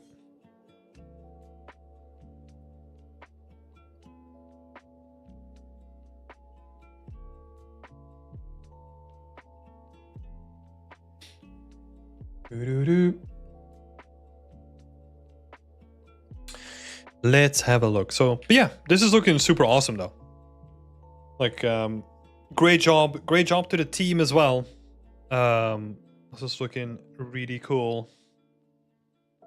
Yeah, final couple of days. Best of luck. I would say I haven't talked to you personally, like I think during the challenge actually. But the recommendations that I give, is try to do the most with the stuff that's already in the scene, because you'd be surprised with how much you can get away with by just breaking pieces off of assets that you already have. Cutting. I think you guys have like some buildings in the background and all that kind of stuff. I'm assuming those are like made with like planks and stuff. Dude, you can do so much with those planks. You could make like a bunch of planks that are just like scattered in the foreground. You could like build like different platforms, like different combinations. You could make like, you could almost give it like the feel of like broken stuff in the foreground that is just made out of just like stuff that you already have. Obviously you need to keep like the amount of detail in check as well, but I would focus on that stuff, right? Like the reusability and like just the speed at which you can just like reuse stuff in the scene as well. Justin is saying, I think this asset is the most ambitious one I've ever seen amongst all the challenges. It looks really cool. Yeah, I think that's true. I think especially how close it gets in the foreground as well, because we had some pretty ambitious stuff with like giant spaceship in the background and like some of those like bigger items as well. But I think, yeah, I agree. Like this is one of like the more ambitious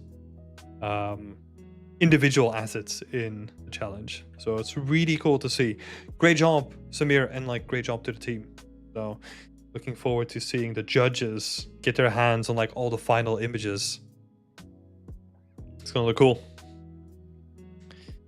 Thank you, Samir and the team. Let's have a look. Omar is back.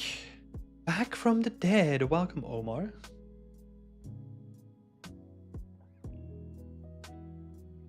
Oh, to be fair, you're not back from the dead. You've been keeping like track of this stuff for like the longest time. It's just because I saw your work flow past like on social media. So let's have a look. For Wednesday, I want to give the feeling of a calm, lively moment in an environment that could be part of like immersive role-playing game, The Witcher, Assassin's Creed, etc. I would love some feedback on the readability of the scene, lighting, and overall quality of the assets. I think honestly, the main thing that struck me is just the lighting, right? Like the lighting feels very uniform at this point. So if we just go for like Gaussian blur, right, you can kind of see that there's no like real contrast. Like I would think about like pushing and pulling some of the areas, make them like a little bit darker and contrasty. So we're gonna see if we can come up with something. This obviously also goes into like a style choice, right? If you want to keep it like more neutral, like you could do that as well. But I'm kind of thinking about potentially, let's see, this makes it brighter.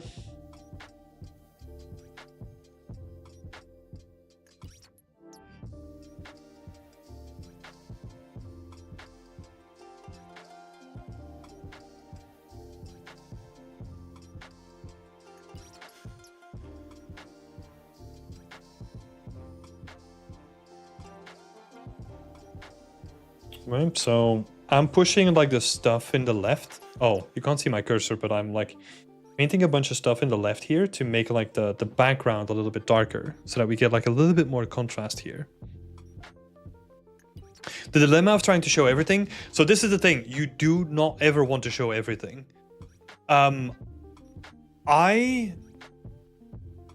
love to see like, because this is also what I try to say to like the teams as well, right? The people that are doing the team challenges is that I know that you kind of want to make your thing stand out, but sometimes the stuff that we do is in service of the scene rather than in service of like our own, for lack of a better term, like ego, right? Like we want to show the stuff that we did.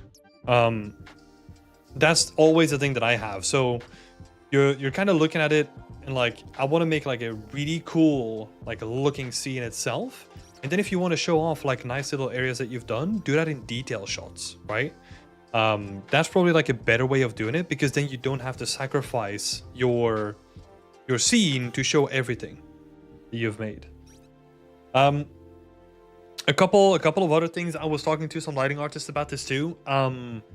I use actually these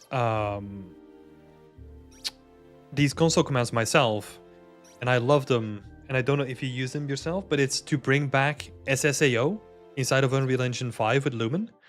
SSAO, for like people that don't know, is like screen space ambient occlusion, and it helps a lot to ground things together, which is oftentimes like lacking inside of Unreal, especially with Lumen.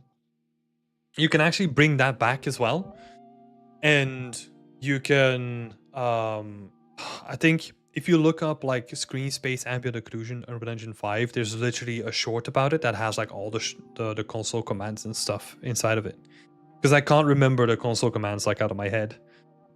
Yeah,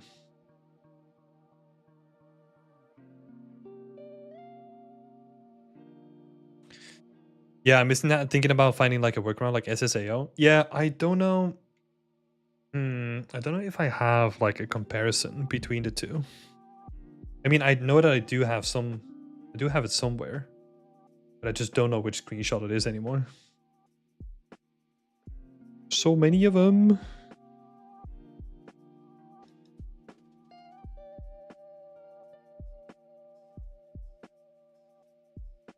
No, I'm not gonna find this. There's no way.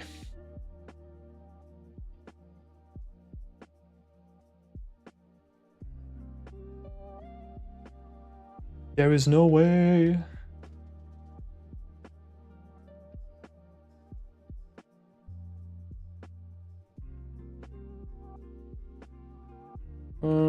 No, I'm not gonna find it.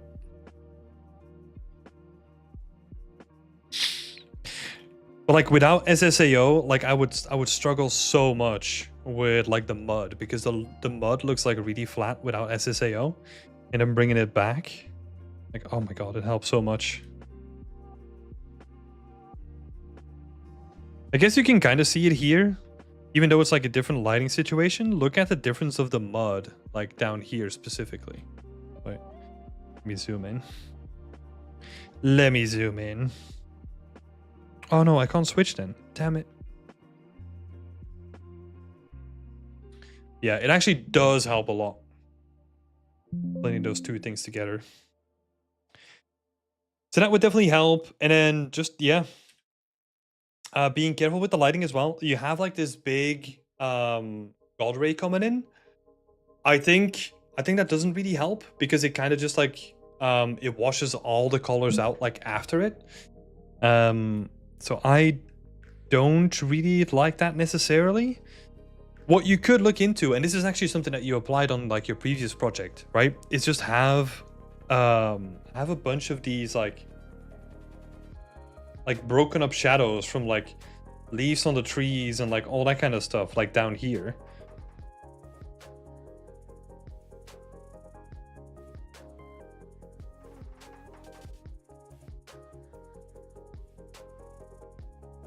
Right, so like some tree shadows in the foreground to kind of add some like intrigue. Same thing that we talked about like last project, right? I think that worked really well. Oh yeah, also I never showed you the comparison here, so let's do some more stuff.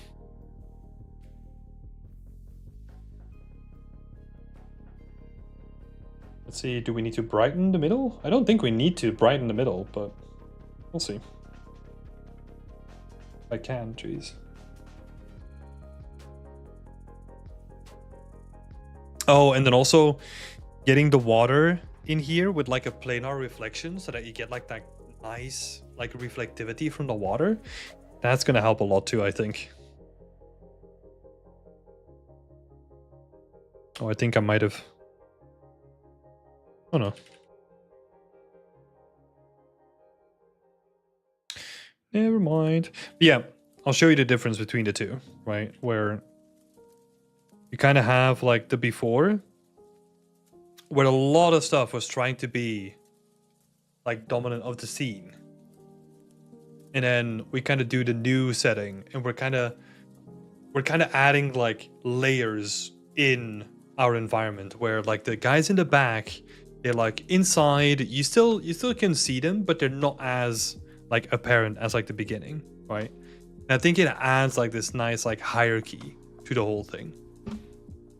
And then especially if you add brighter spots on the foreground, I think that's gonna help even like pull out like the brighter spots, because we can't really make like the back too much darker because then it would feel like unrealistic. So we kind of have to brighten the foreground a little bit to kind of contrast the two. I think that could look really sick.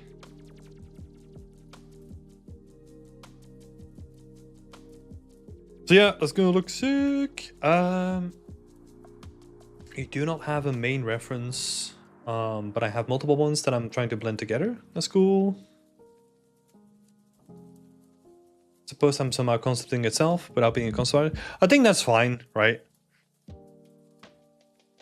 That is fine. It's also like you're not in a position where you kind of need to go for something, right? You're not in like any point of like, oh, I need a job now. I think that's totally fine. What about the art itself? But you can kind of see, I think that's why you gravitate towards like these images as well, because they have like a clearly defined layer, right? You kind of have darker foreground, bright midground, darker background, right? And then the same thing here as well. Like it is very, very contrasted. In terms of like you have like the bright outdoors and you can barely see anything like inside of it because it is just like there's no light coming in there, right? And then they really play into that by adding like the cooler tones in like the darker areas, so you can kind of see like the green and the blue like on the walls, and it kind of adds this like delicate like color contrast between the bright outdoors and then like the cooler like shadowy parts. I think these are like really cool. I love this stuff.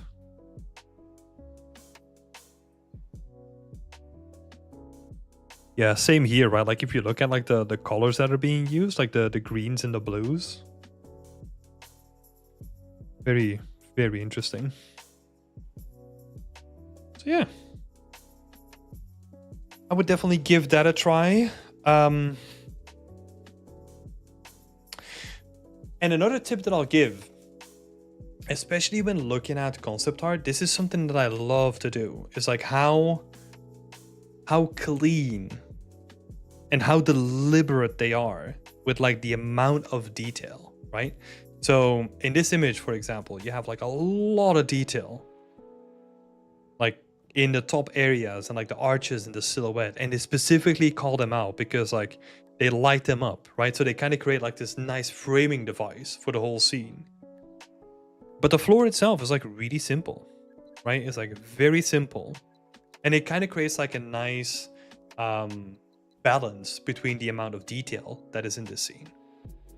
So you have like a lot of like very heavy like silhouetted detail, and then you just have like a clean, right? So that could be something to learn from as well, where there is like a lot of detail in this entire scene, but balancing it out could be something for you to look into as well, because there's a lot going on with the floor, there's a lot going on with like the pillars themselves, and even like the areas of rest, which are like the main part of the pillar, even they have like a lot of detail, right? Because you add stuff on top of them too. So that would be something to look into, to be like very deliberate with where you add items and how clean you keep certain surfaces, to then allow the viewer to focus on the stuff that matters more. So that could be something to look into as well. Being deliberate with your detail choices. Yeah, I'll make some notes for that as well. So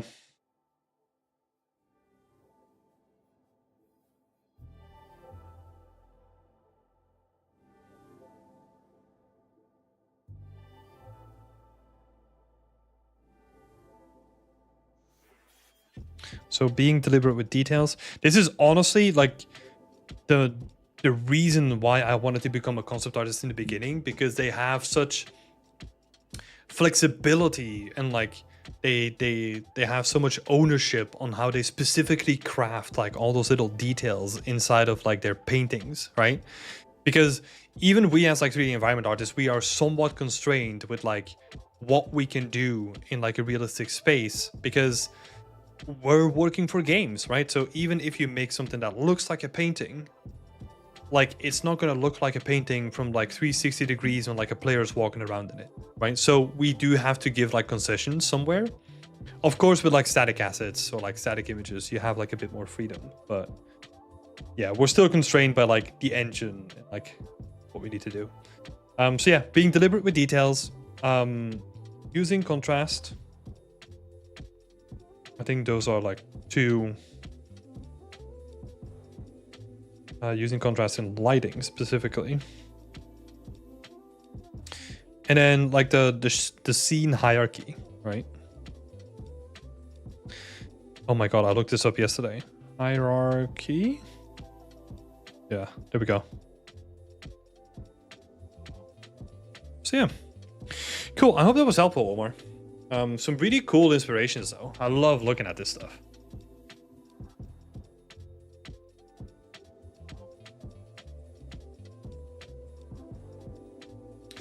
Thanks a lot. Always nice to get your eyes on my work. So many cool things I wouldn't think of. Yeah, thank you for sharing your work, Omar. Like, it's really cool to see you like update your scenes, you know? I honestly don't spend enough time to look at like people's scenes and like the progression that they've been making. But you've been consistently working on this, so it's really cool to see. I would even say, I'm just looking at your older updates now, right? Like, even like the contrast that you kind of have going here, and like the layering of like the light in your scene looks really cool, because you kind of have like a really bright spot in the back, and you kind of have like a darker foreground. There's some cool stuff going on there. But I think you kind of summed it up perfectly though. And this is something that I ran into myself as well, is that you kind of want to show everything, but you kind of have to realize that you can't really if you want to make like an effective artwork. So yeah, that dichotomy is definitely alive and well. But yeah, cool stuff, man. Thank you for sharing again. Appreciate it. And then we got last one for today. Last one is Lazar. Let's see. My question for Whip would be how the composition is looking. I somewhat like how it is in the foreground and the middle ground, but the back seems a bit off to me. Especially these rocks to the left, like the smaller mountains.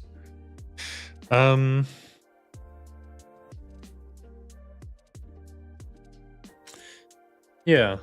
Okay, I think we're kind of running into like the same thing that we just talked about with Omar as well, like interestingly enough, where there isn't like a clear separation yet between the foreground, let's say the midground, and then like the background.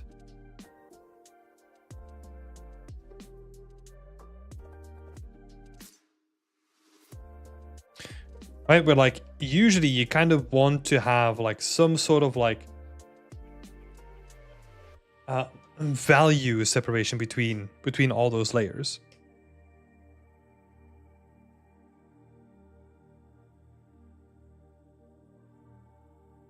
So let's see if we can grab one of these guys. Let's duplicate it and let's see.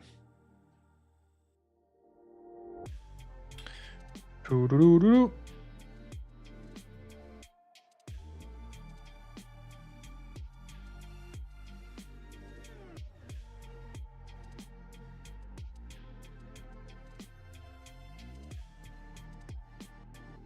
Oh.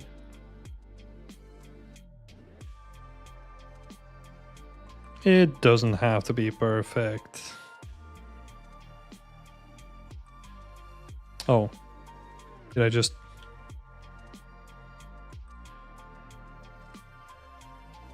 Okay. Not use this. There we go. Cool.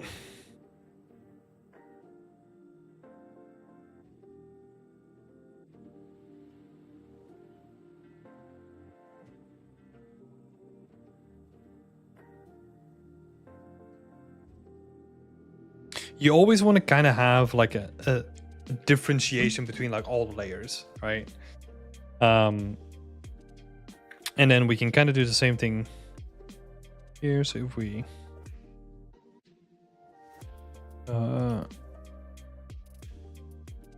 no, not much visible.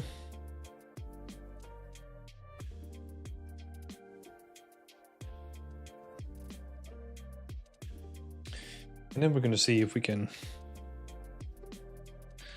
paint in here.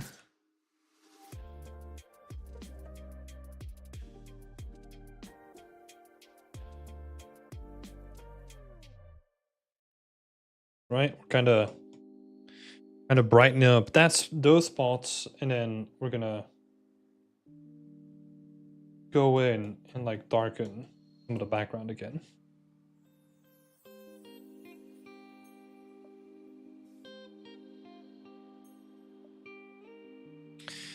This is like a very quick, right? But like that's kind of what you want to do, like in terms of like value separation between like all the layers as well.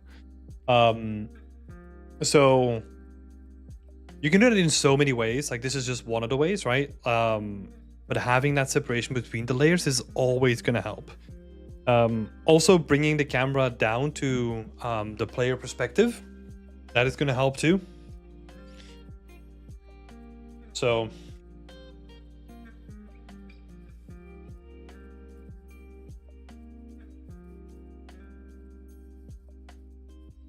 the camera at eye height, that's going to help. Value separation. Yeah, separating like the different layers.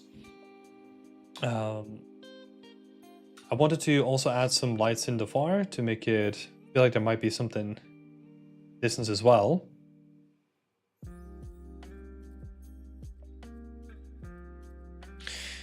Yeah.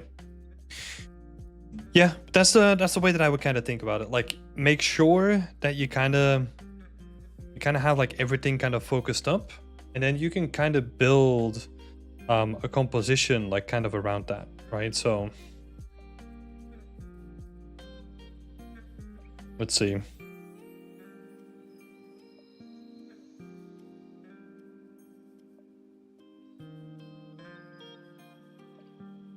Because that's the way that I would kind of build it up. Like, build up like bigger stuff in the background, and then do the same thing here. So you kind of have like natural leading lines that kind of push you towards like this main rock in the middle.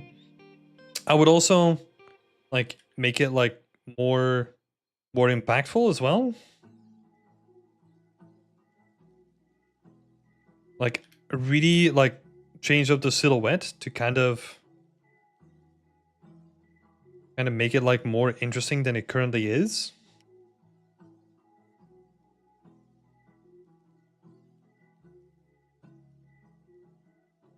See, I'm just doing some sketches here, but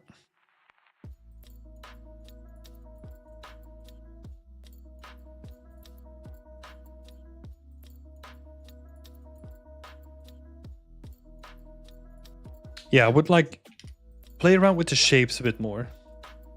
Make sure that like all the different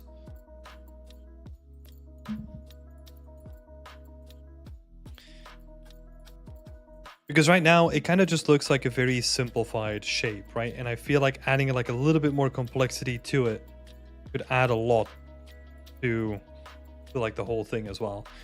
And it's also going to help you focus and all that stuff too. Play around with some leading lines as well.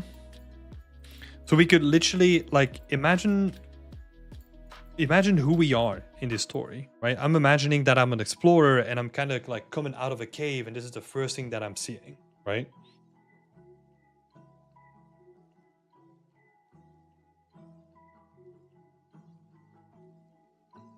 And just like reusing some of like the silhouettes that you've kind of set up like around the edge as well. Where you could kind of have like a very dynamic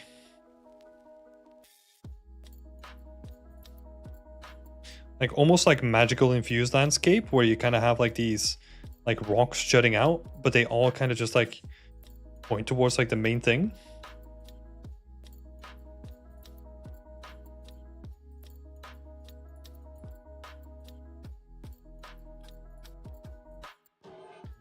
So yeah, definitely try to push it more. Like use all the elements to your disposal and like really play around with it. Like I would take some of these rocks, scale them up, down, and then just scatter them around until like something starts to feel like really nice.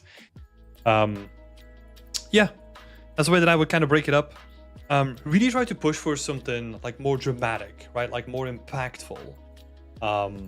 Because right now all the shapes and all the forms kind of feel very subdued and they're not as interesting as they could be. So that's the stuff that I would focus on. Thanks, Lazar, for posting your work. And with that said, I think we are at the end. We're running a little bit over. I was trying to keep it to 10 over here. So I appreciate you all being here. I'm not going to make it any longer than it needs to be because I do have some work that I want to get done after this as well. And I still need to post all this stuff to everyone's little thread that they have going on too. So I will do that straight after this stream as well. So again, thank you all so much for being here. If you are new, go check out beyondextent.com. Check out all the other cool videos that we have on our YouTube channel. We have a bunch of cool people that did like a bunch of really interesting workshops for us over the past years. There's a lot of really cool content there. So yeah, thank you all for being here. I'll see you on Sunday for like our big live reveal of like who's gonna win like our next team challenge. So I'll see you all on Sunday and have a great evening. Bye-bye.